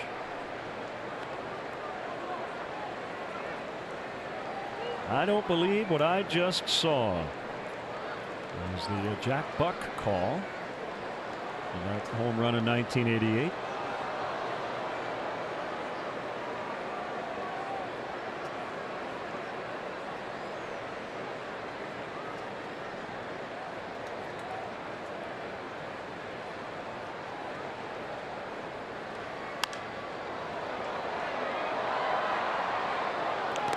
And Vinny said in the year of the improbable, the impossible has happened. Right, yeah. It was the last time the Dodgers won the World Series. And the last NL pennant prior to last season.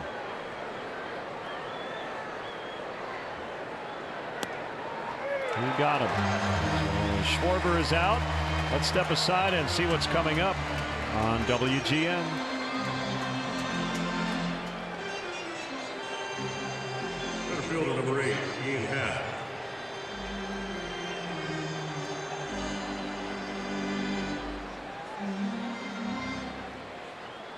Thanks for staying up late with us tonight as the Cubs attempt to end a 5-game losing streak, and they've got a 7-2 lead here in the 7th. Contreras runs and he makes it. Third stolen base.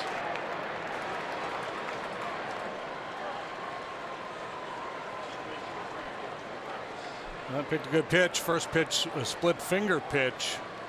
Barnes has to hurry the throw. Doesn't get a whole lot on it, and not particularly accurate either.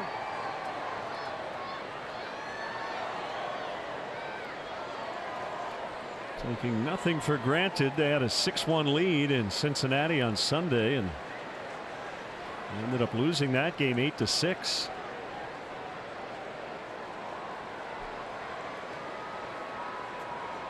Goodell with a 1-0. Low. 2 balls, no strikes.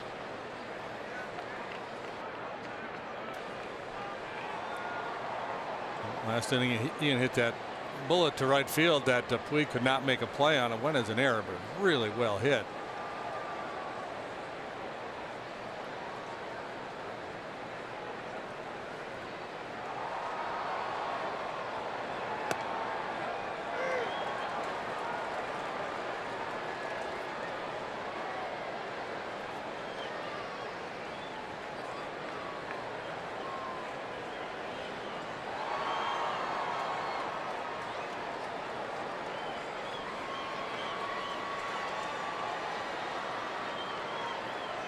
The 2-1. That bounces foul to first.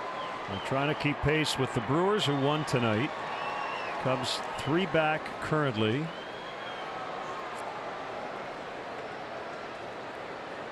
And the Cardinals on their way to a win. The Cubs are a game and a half ahead of St. Louis for second.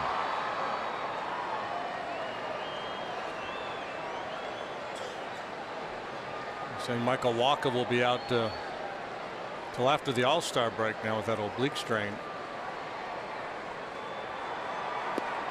If the season had ended last night, the Cubs would be hosting the Dodgers in the wild card game. I think both these teams have much bigger plans in their respective divisions. Multiple cars leaving.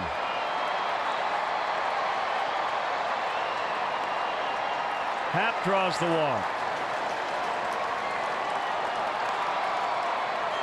That's the kind of game that if you're Dave Roberts, you might twist and turn a little bit as you go to sleep tonight, replaying this one in your head. I'm sure he contemplated trying to get one more out of Ross Stripling tonight. He decided to pinch hit for him after they had the lead. Yeah. He had 86 pitches, so he probably thought, well, I'm only going to get one more out of him anyway.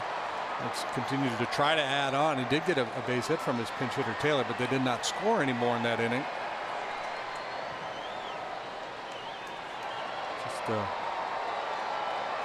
It's a lot to ask of your bullpen. Russell's infield hit tied the game in the 6th.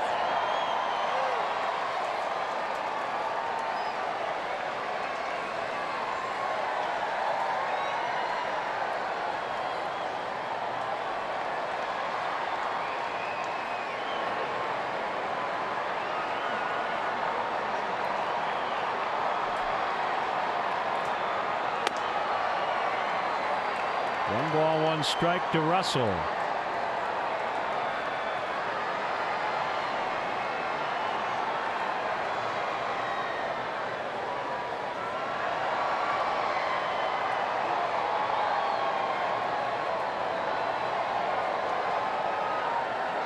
Here it comes. They popped it up over near the visitors' dugout.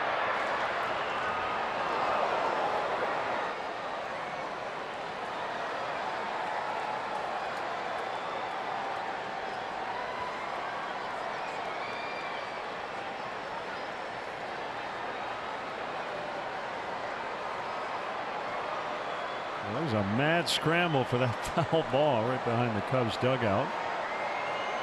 That guy was above that wall and ended up taking quite a tumble. What movie was he in? Every time we get a shot of a fan in this ballpark, I think it's a celebrity. Cubs doing a real nice job laying off the split finger pitch here of Goodell.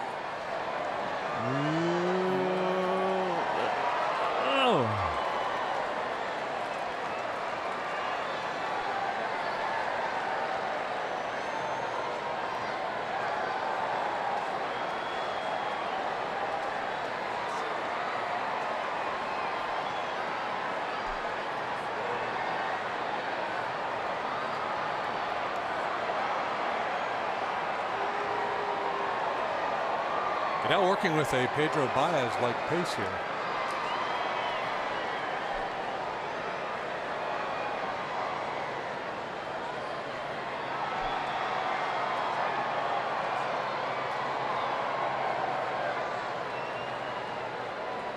Two. Deep right, and it's Puig.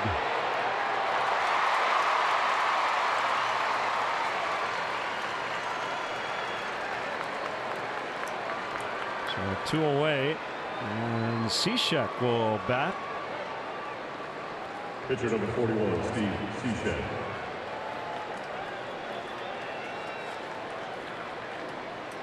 He's back. He had to go all the way around to get back to his seat.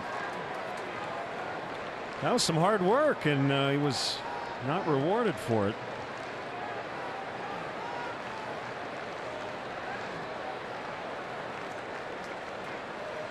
So easy for me to say this, but if I had been the guy who got the ball and then I saw that effort, I would have given him the ball. I would have at least offered it. No way, man. But that's the kind of guy I am. Not me. I say hang with him, pal. 7-2 Cubs.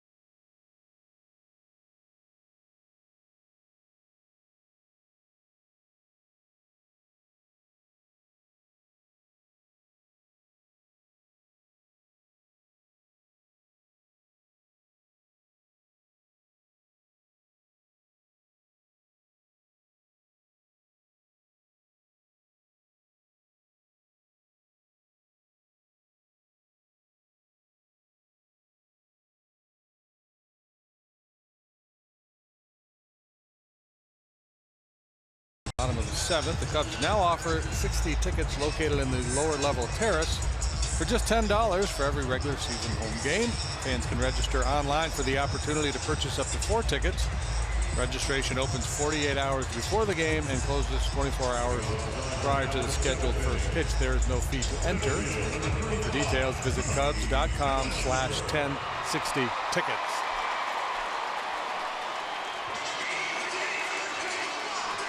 Steve Cishek beginning his second inning of duty, and he'll face Clay Bellinger, who has half the Dodgers' 4 hits.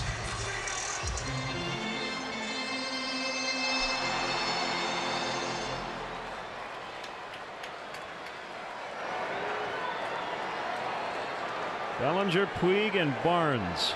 for the Dodgers here in the 7th. A little low.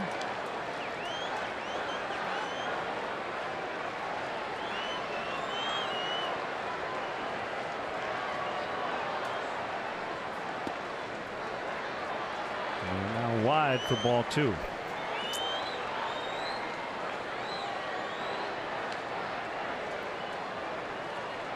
Bellinger just 22 years old. His dad had a short major league career with the Yankees and the Angels. Outfielder slash infielder Clay. Younger brother Cole, a right-handed pitcher drafted by the Padres last year. 3 balls and a strike. But 39 homers, even though he didn't come up until 20 games into the season. That set a National League rookie record. And he hits a ground ball to Zobrist for the first out.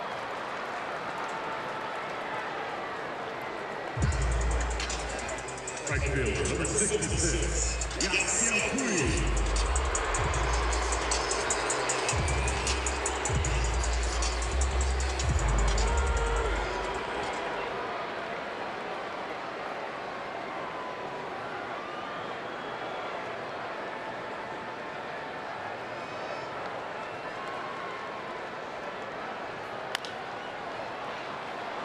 Fair ball.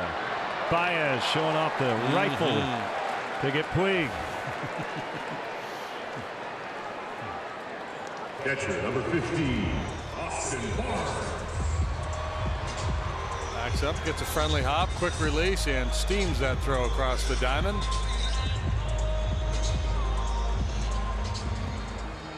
He's feeling it tonight.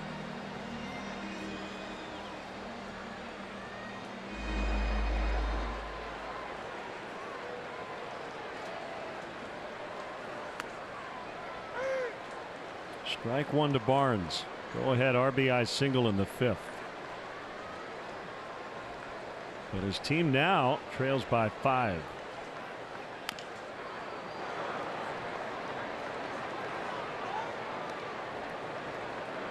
Rockies and Giants tied at 2 in the 8th inning up in San Francisco. A big leg kick, and he really drifts out onto that front foot, and the hands drag.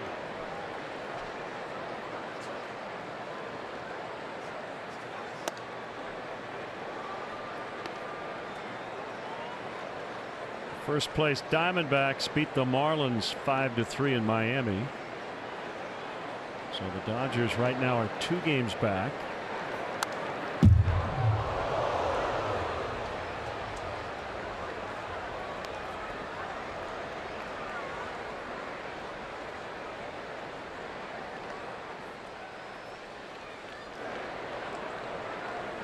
Starlin Castro hit a home run for the Fish, his 4th.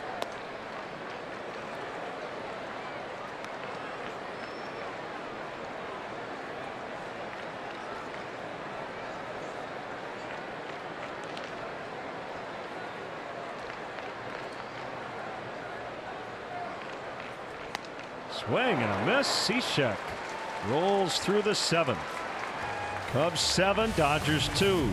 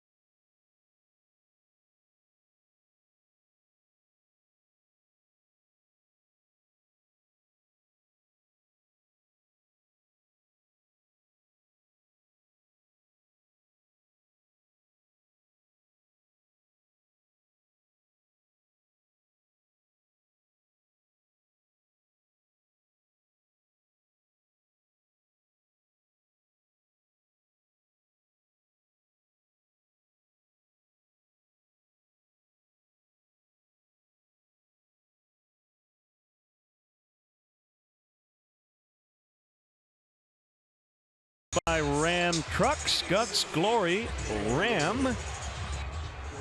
2 more here in LA, and then it's back home. And the Cubs will host the Twins, the Tigers, and the Reds. And all those games will be matinees at Wrigley Field. Make sure you come on out, particularly that Tigers series, July 3rd and 4th, next Tuesday and Wednesday. Daniel Hudson and Yasmani Grandal make up the Dodger battery. 24th appearance for Hudson.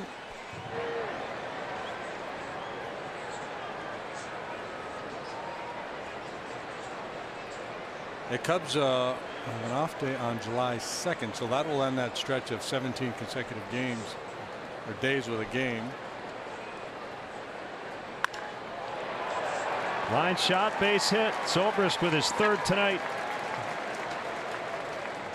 Yeah, we had the one rainout against the Dodgers, but Number 22, Jason had to make up split doubleheader the next day, so an off day only in technicality. Here's Hayward, and if you're thinking, you know, it's late, I gotta work tomorrow. Cubs are up 5. Well, Javier Baez is on deck, so hang on. He's got a double, a single, a solo shot, and a grand slam tonight.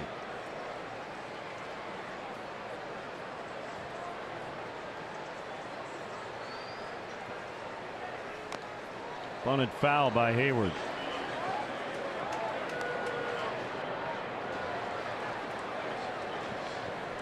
I think we are reasonable people. Yeah. We understand that life gets in the way sometimes and you can't catch every pitch of every game, but certainly an incentive to see Baez bat again tonight.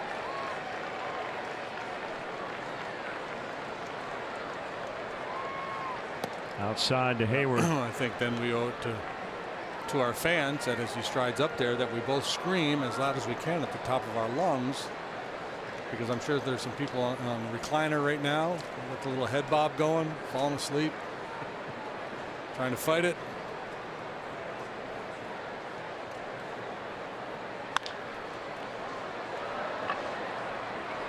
Turner to Muncy.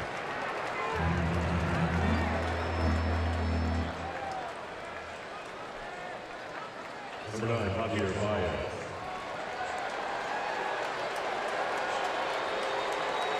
Some boo birds. You know you've made it.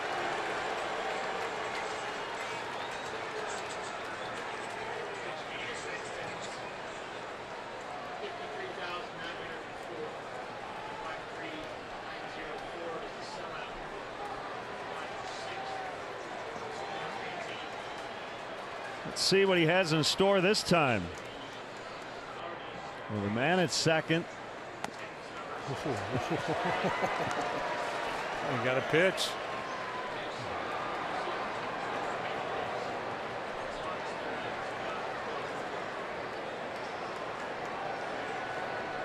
And go down and away with a slider and the cement mixer inner third. 4th time he's hit 2 in a game. He has never hit 3. Angry fastball.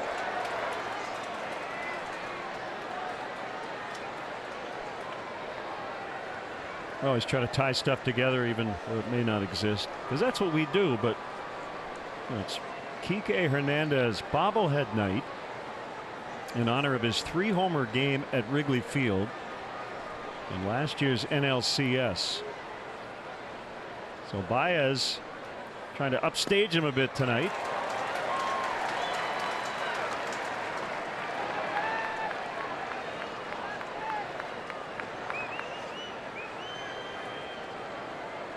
He is not going to choke up here with 2 strikes.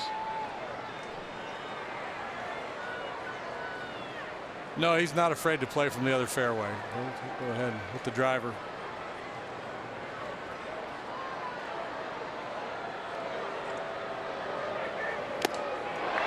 Foul tip, strike 3.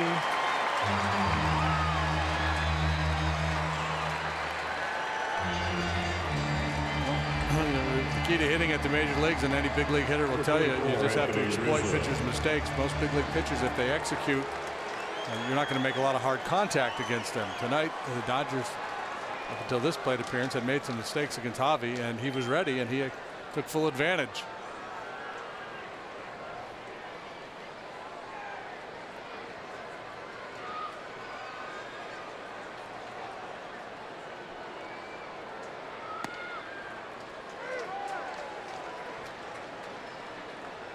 One strike to Rizzo. So now you're thinking, okay, I saw Javi bat. Cubs are up 5. I got to get up early.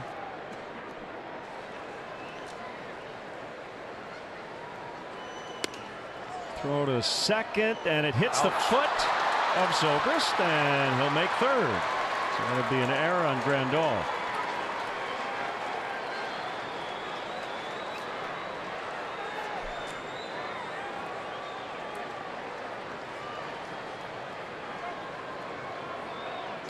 But in the 9th inning, JD is going to sing a cappella the entire song of Piano Man by Billy Joel. So you're going to want to stay tuned for that.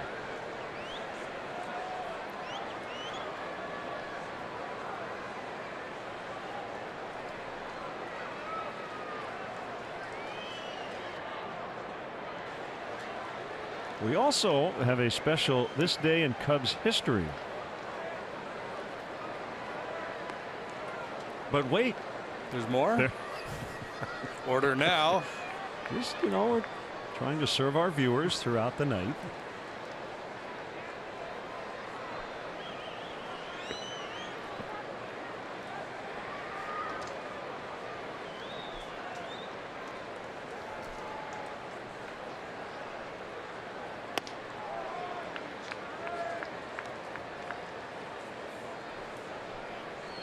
It's a sellout tonight, 53,904. The Dodgers' largest crowd since 2012.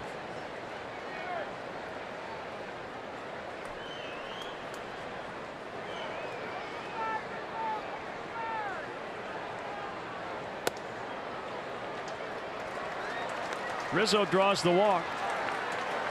Well, I came out here on the 345 bus. It's not a long ride to Dodger Stadium from where we stay. So probably rolling up on the property around 4. And there were people running up the hill of the parking lot to get in line to claim their Kike Hernandez bobblehead doll. And they gave them away to the first like 40,000. 40,000, yeah. We had a shot of some more people leaving. I was kidding. JD's not going to sing Piano Man. Yeah, so you don't have to. You don't have to leave the ballpark. We are told it's Tiny Dancer by Elton John that you're going to croon in your Lou Rawls voice. Lou's gone. He might come back, but he's, for the time being, he is gone.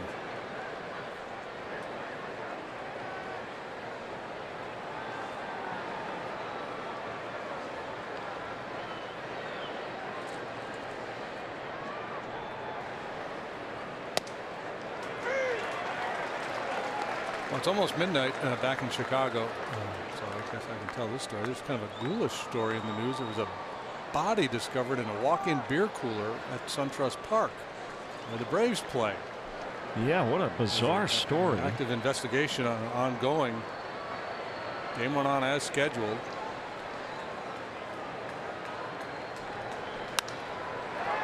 Dunked into right. 8-2. Zobrist scores. RBI single Contreras. A little bit of this, a little bit of that tonight, and a whole lot of Baez. See, that's a good pitch. You're not going to punish a good pitch, but he's rewarded for just putting it in play. Flips it out in the shallow right field in front of Puig for an RBI single, his second hit. Also taking a walk.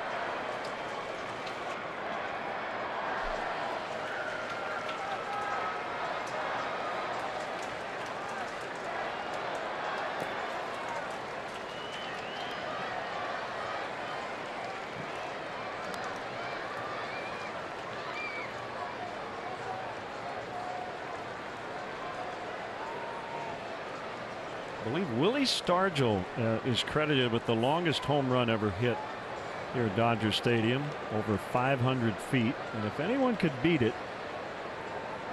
it would be Kyle Schwarber. You think he could hit one over the pavilion? That's what Stargell did, right? Yeah.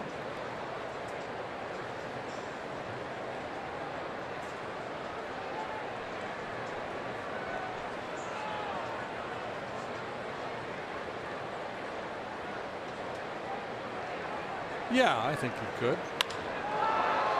Center field, Bellinger will make the play. It's 9 o'clock on a Saturday. Come on, JD.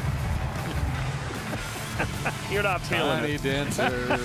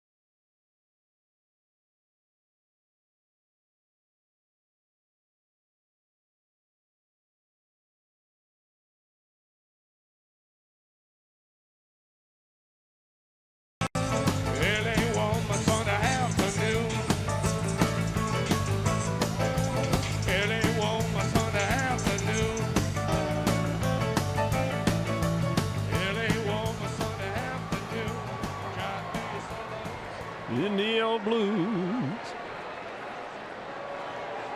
Moore in center, Happ in left, and Brian Dunsing on the mound. 8th inning, 8-2 Cubs. Bit of a curveball to get started for Bryant, who needs to reverse recent trends. It's been a tough stretch for him over the last couple of weeks.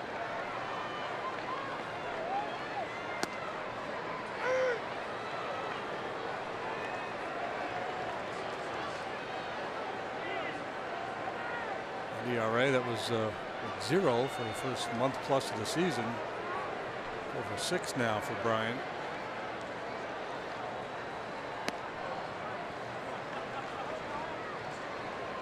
Cishek very good tonight.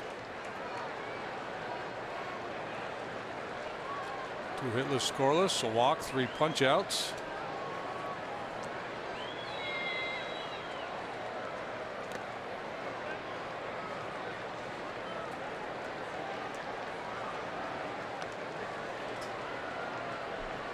Kyle Hendricks will go tomorrow night. Alex Wood, a left-hander for the Dodgers. Quintana and Kershaw on Thursday afternoon.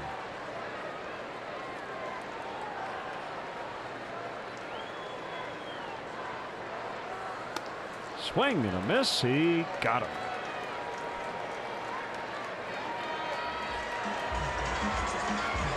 Shortstop number 14,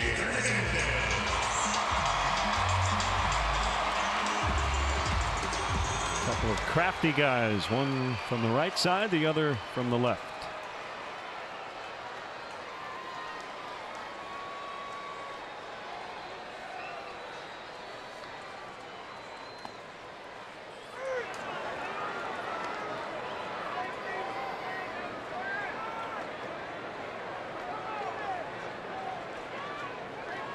Somewhat ironic, Alex Wood has had a lot of injury problems in his career. Has been the only guy in their rotation who's been healthy all year.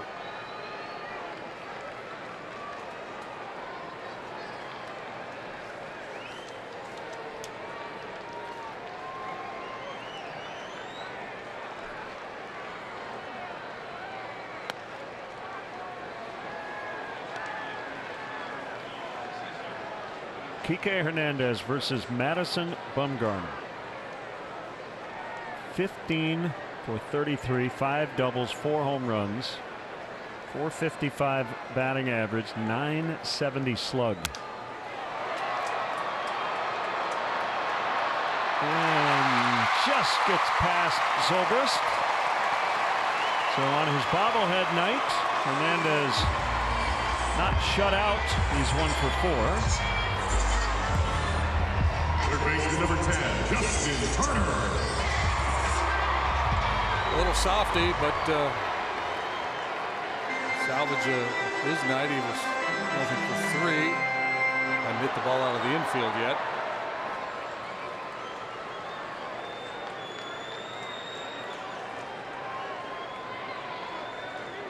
And Brian has allowed runs in 4 of his last 5 appearances. 6 of his last 10. His last 4. He's allowed 11 earned runs. About 3 2/3. Moving the 5 spot into Cincinnati the other day. It was a tough assignment for him coming out of the bullpen. He just returned to the club after being on the bereavement list.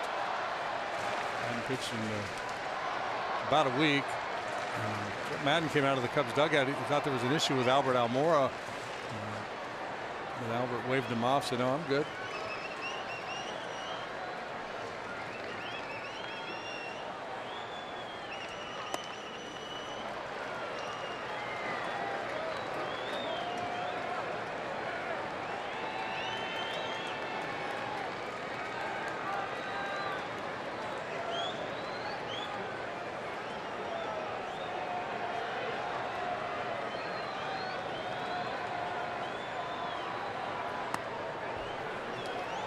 In Cincinnati the other day, Brian allowed the grand slam to Reds pitcher Anthony DiStefano. But you know what? He's a veteran guy. He's been through the wars. Let's turn the page and move on.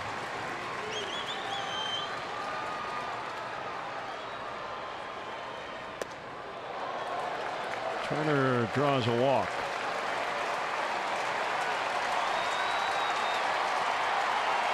And here comes Joe. Number 27, Matt Kemp.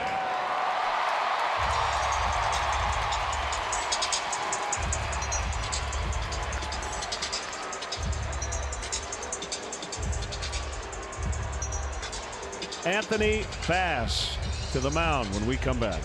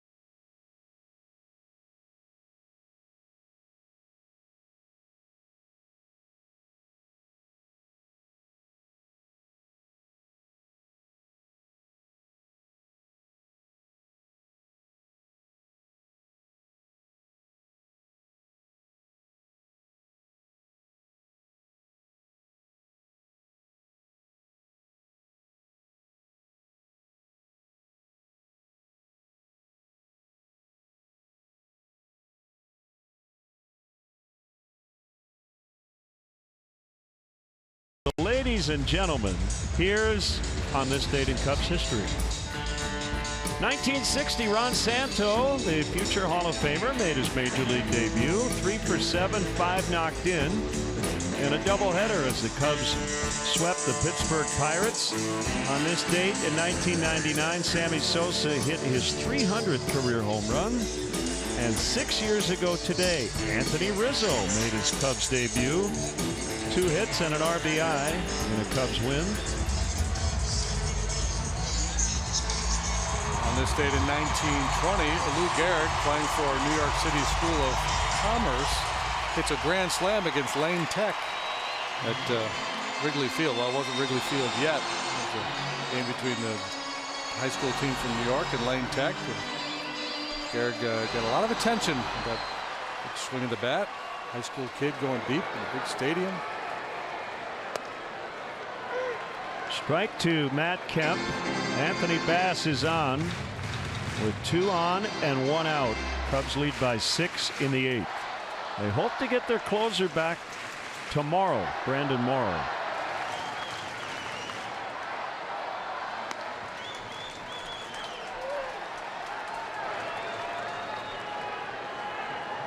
And not only is this the largest attendance at Dodger Stadium regular season since August 30th, 2012, largest regular season crowd in the big leagues since 2012. Not that many parks I could hold this many, right? Yankee Stadium, what's their capacity? Are they? This probably holds the City most. Field. Yeah, I think this might be the Rogers Center, Toronto.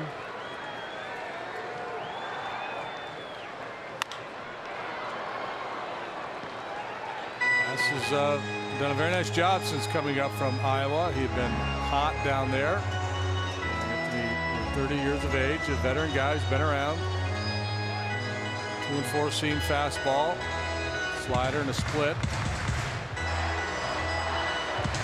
Been very efficient, very aggressive. Last night he got 4 outs on only 8 pitches.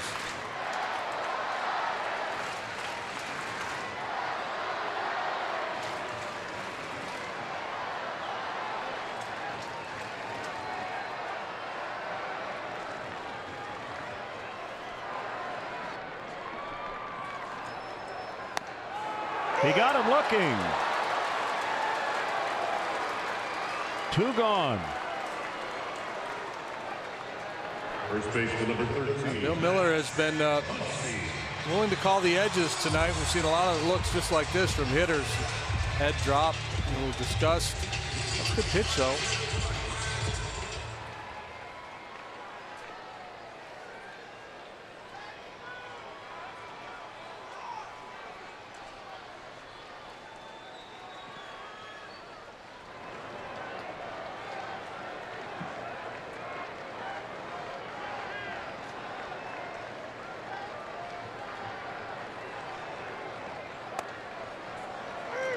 Strike to Muncy. Javi might have to settle for being a co-player of the night in Major League Baseball. Matt Carpenter tonight 5 for 5 with 2 home runs.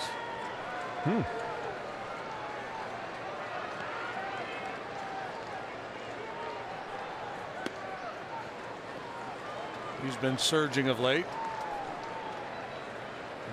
Excuse me, 11-2 final. Cardinals over the Indians.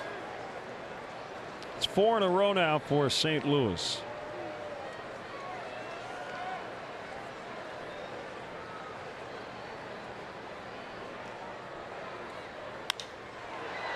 Carpenter 5 for 5. He scored 5 times, drove in 3.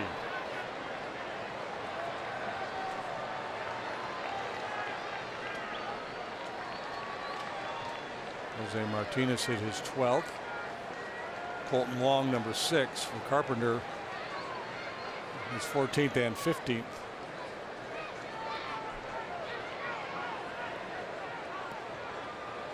Wow, Corey Kluber, 6 earned runs in an inning and 2/3.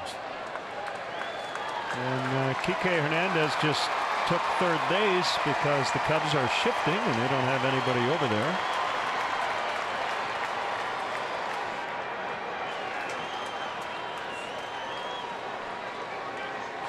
Not sure if he'll be credited with a steal or not.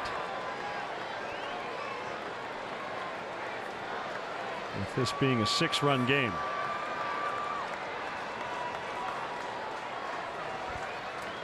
He did get a steal. And he's going to score a run.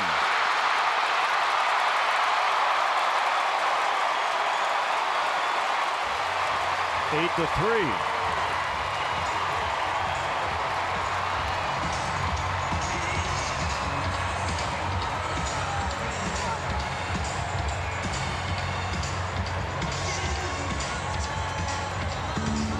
Ball bounces way out in front of home plate, and Contreras not able to control the rebound. The Dodgers get a cheap run. That'll be charged to Brian Dunston.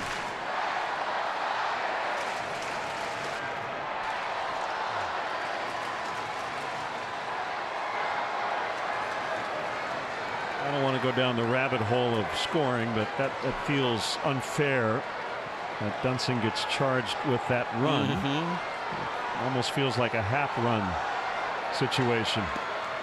And Turner will take third. 3-2 on Muncy.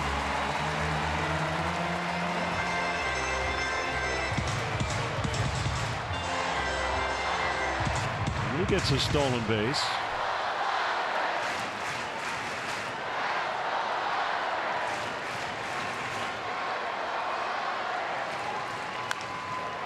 Once he fouled it off himself. And we'll do it again.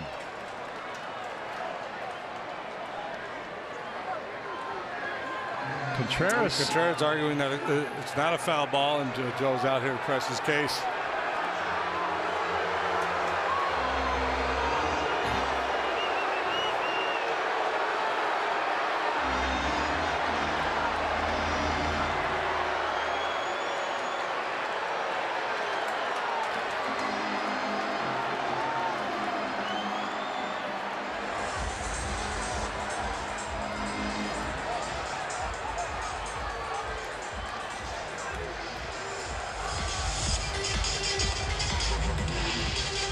I don't think it did. No, I think Miller may be reacting to Muncy's reaction here at the end. Yeah, he sold it. Well, I don't know. He may have tweaked his knee or something. I don't think the ball hit his foot. Yeah, he may have. You know, I think his reaction may have been genuine, but for not for that reason. 8-4. Muncy with a base hit. 2 runs in for the Dodgers here in the 8th.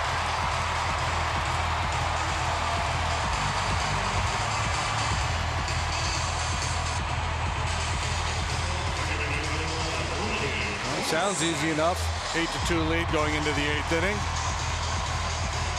But this team has been playing great baseball, and they're a dangerous group.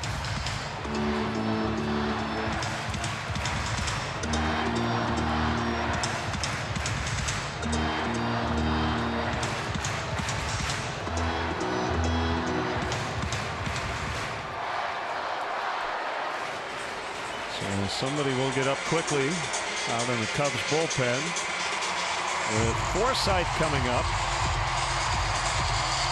I assume Joe would want to hand the ball to Stroke for the 9th.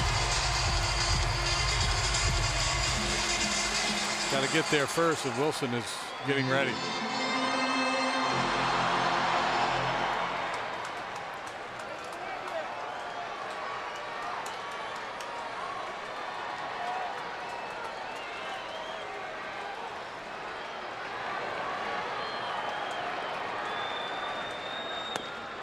That's a strike. And we're having fun with teasing upcoming things to keep you watching. The one thing we were hoping would not keep you watching is the Dodgers making this game too interesting. Yeah. And it's only a 4-run lead.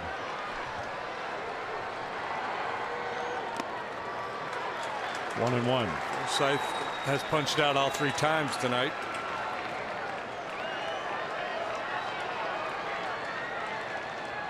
Lester got him twice. Cishek the other time. Now Strop up as well.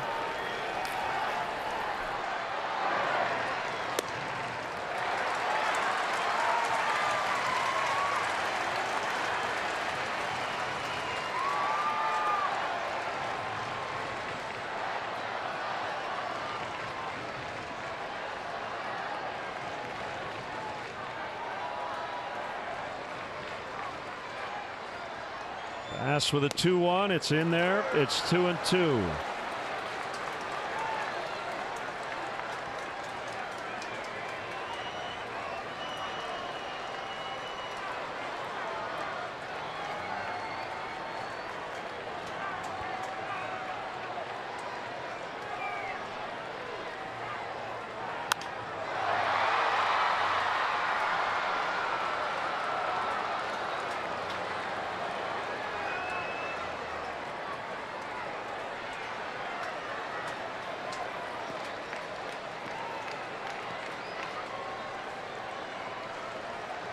Cubs looking to give John Lester his 10th win. He went 5 tonight. Gave up 2 runs.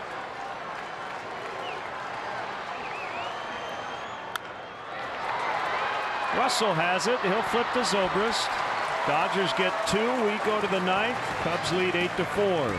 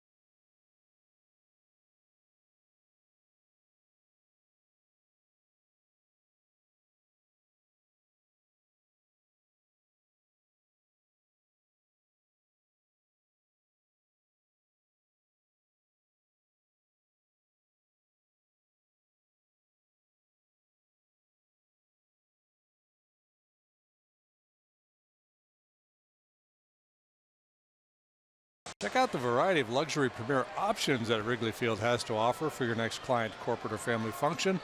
Like the Budweiser patio located in prime home run territory down the right field line. Visit Cubs.com/premier.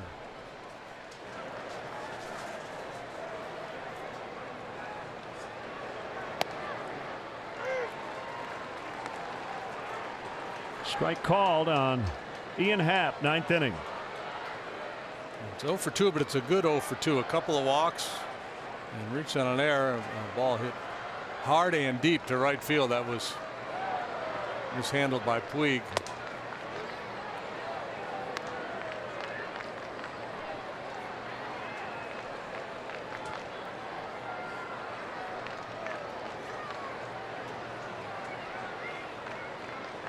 Hudson in his 2nd inning. Gave up an unearned run in the 8th. 4 of the Cubs' 8 runs tonight have been unearned due to 2 Dodger errors. The big one made by Yasiel Puig on a ball hit by Happ in the 6th.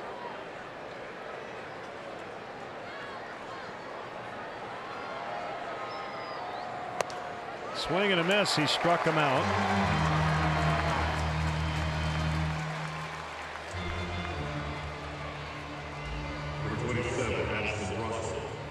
And now it's Addison Russell.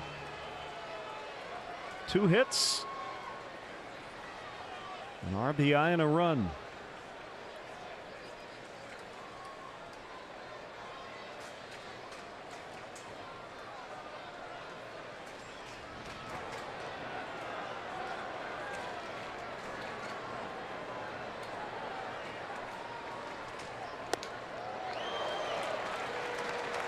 Half swing, half self-defense.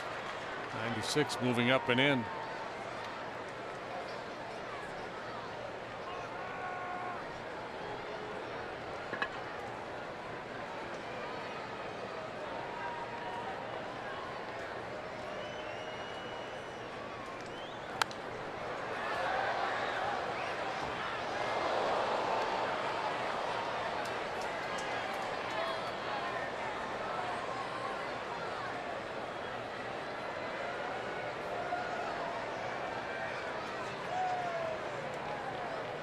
Have rain back in Chicago tonight?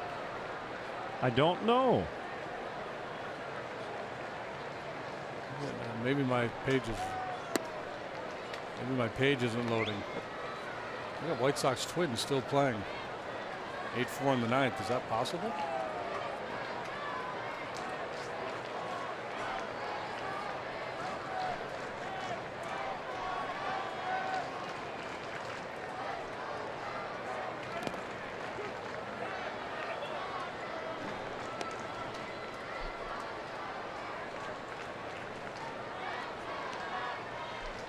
Two and two to Russell.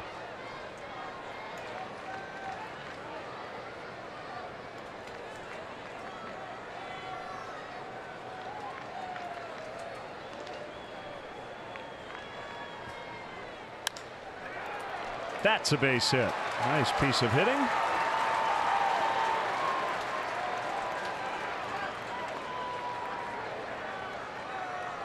Center fielder number 5. Almora Jr. Now Almora.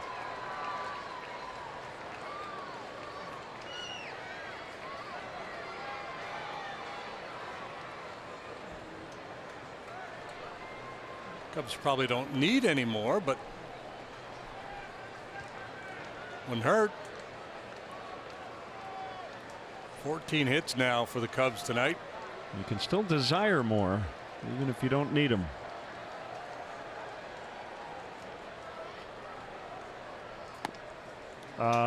Getting word, yes, a lot of rain.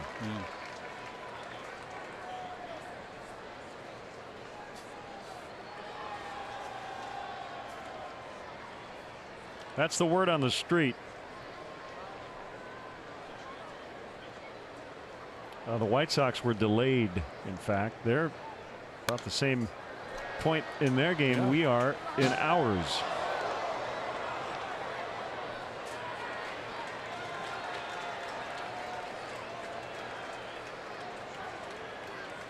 Looks like it's just gone final 8-4, ironically enough.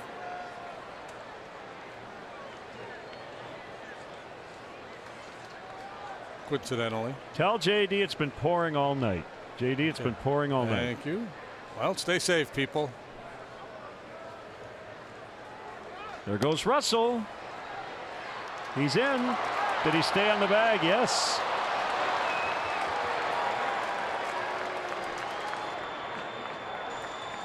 Looked like he may have lost contact with the bag there momentarily. We'll see. Headlong slide and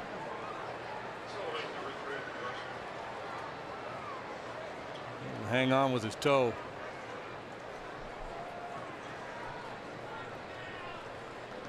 We are efforting the WGN Weather Center. The official amount of rain recorded at O'Hare tonight for you. Okay. Should we have them text you tonight when they get all the info? Yeah, that would be the good. Barometric pressure. And The morning news is on in like 4 hours. You got to get that corn growing. Knee high by the 4th of July. You got to get your singing voice ready. A lot of people expecting you to sing some Billy Joel and or Elton John. Toward right and a base hit. Russell to third. Here he comes. 9-4.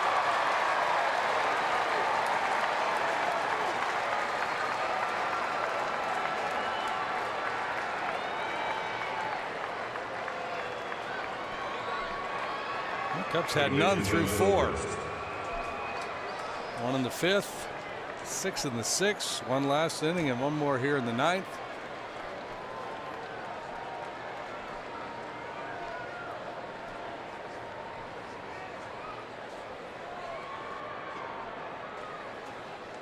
Bellinger, Puig, pinch hitter due up for the Dodgers in their half.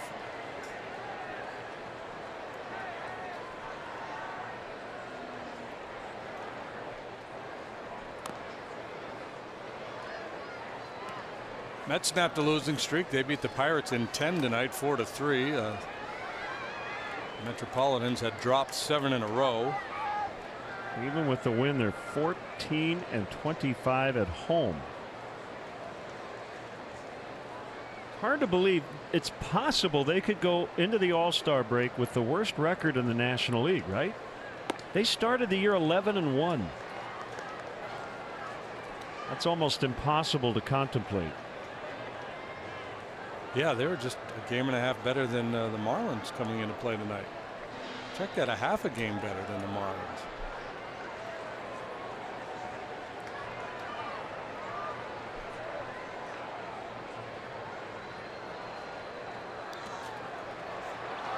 Now Mora will advance on a wild pitch.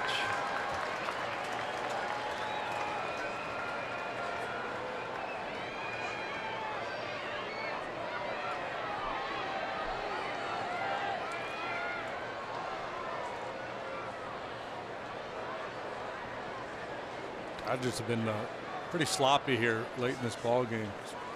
Walks, misplays.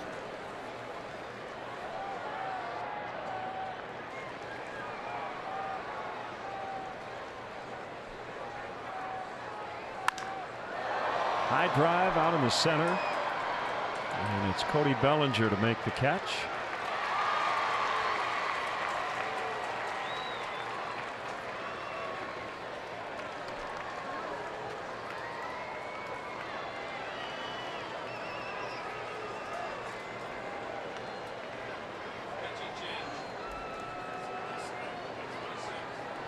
I got to give James credit on Twitter. You ready? Mm-hmm. Sing us the song, you're the color man. Sing us a song tonight. You're going to do it. I know you're going to do it. We'll be back. Blue Jean Lady.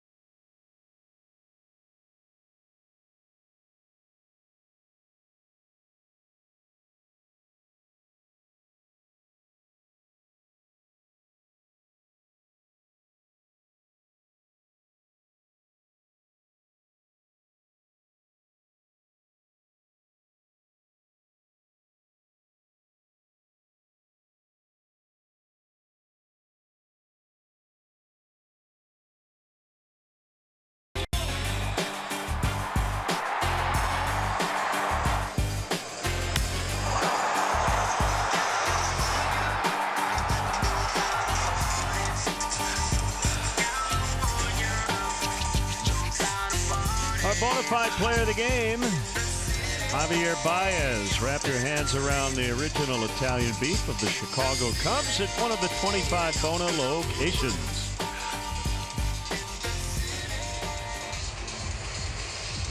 Josh Fields against Jason Hayward. 2-2, 238 for a veteran right-hander. Got a whip below 1. And a strikeout to walk ratio of 3-1.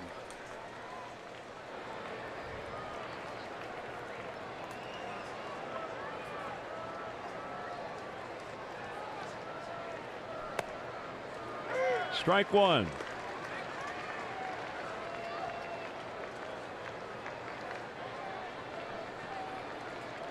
So Javi first came to the big leagues in 2014, played 52 games, played 28 games the next year.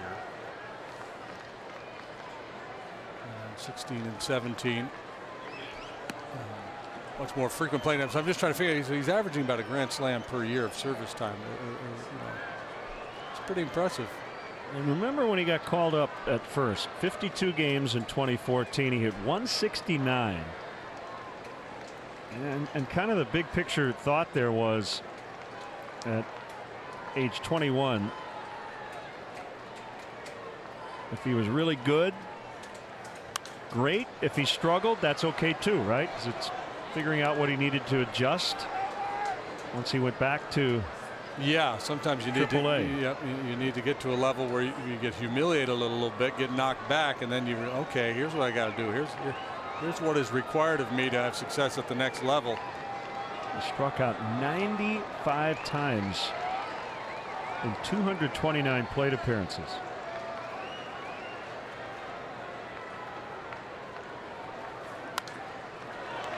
Yeah, it was 41% of his plate appearances that year ended in a strikeout. And this year it's 25%. Still higher than league average, but something you can certainly live with.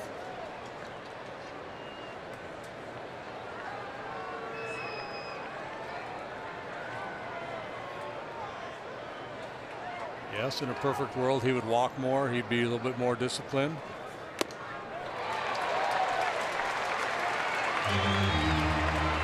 We go to the bottom of the ninth. It's the Cubs 9 and the Dodgers 4.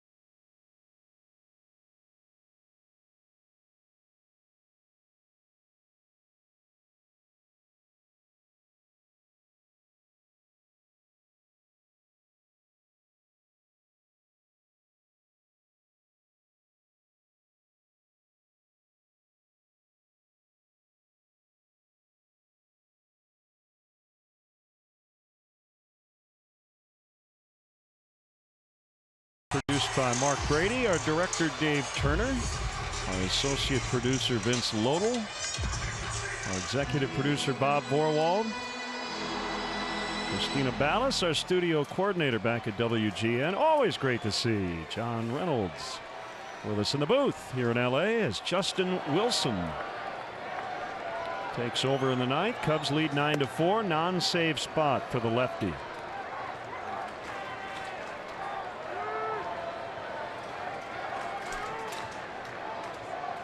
For a nice, efficient, economical 1-2-3 inning.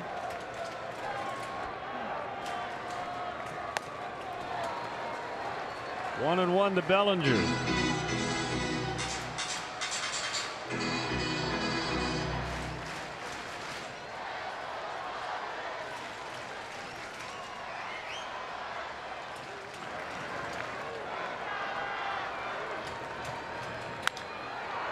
In the air to left.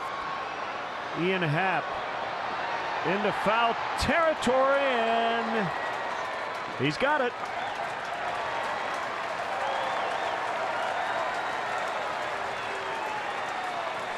Like he wasn't quite sure where that kind of diagonal sidewall was, but he was able to get the ball, which is all that matters. Yeah, not sure exactly where he was. Could have taken another step and a half or so, made it a little easier play, but he got the job done.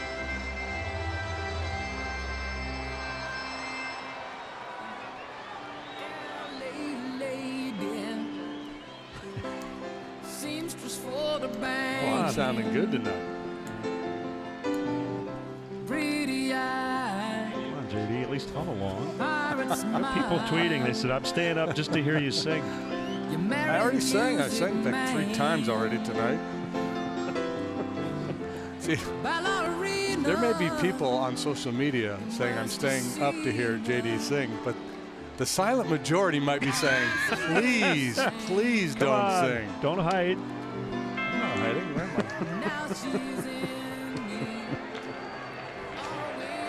1-1.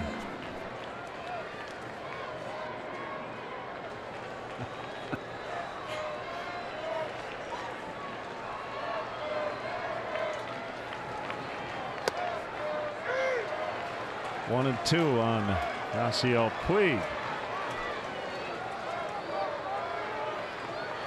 Watching us tonight at Club 400. Staying up late. Well, Cubs about to snap this 5-game losing streak. This is their tied for their longest losing streak of the year. On May 1st through the 6th, they dropped 5 in a row, and right after that went on to win the next 5 ball games and played good solid baseball for an extended stretch after that. All right, I think this settles it. Nick just chimed in on Twitter. He said, I really don't want to hear JD singing. So there you go. You got your one guy on Twitter who said, Nick not rises interested. up to support the vast majority.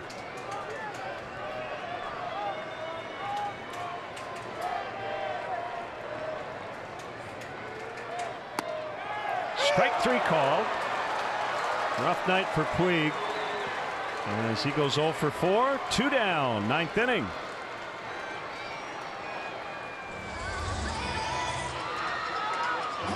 Got that over-the-top delivery, 4-seam fastball. One of those guys gets a lot of backspin on it. That ball stays true even down in the zone. We talk about riding fastballs up. His fastball, even when it's down, has that almost like a hydroplaning action.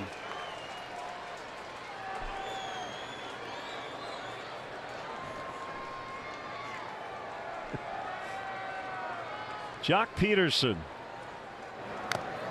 Foul strike. Steven says we don't want to hear JD sing. We want to see him dance.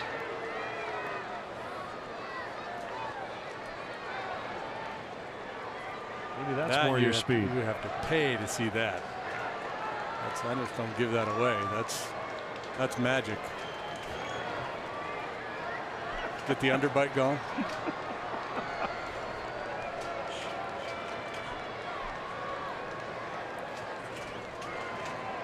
The shark has been jumped here on Cubs baseball. Strike.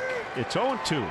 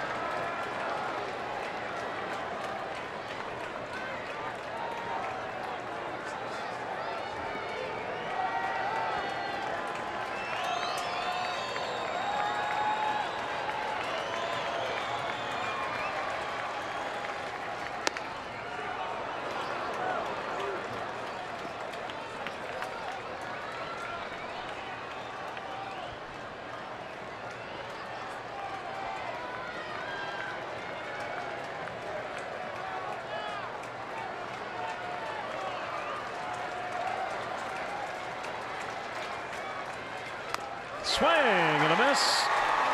Cubs win. Cubs win for the first time on the road trip. And what a night for Javier Baez. Yeah, a lot of guys in this lineup had a nice night, but Baez certainly the man of the match. 4 out of 5 with those 2 home runs, a grand slam, drove in 5. Very impressive show, young man. Final score, Cubs 9, Dodgers 4. We'll have more from LA in a moment.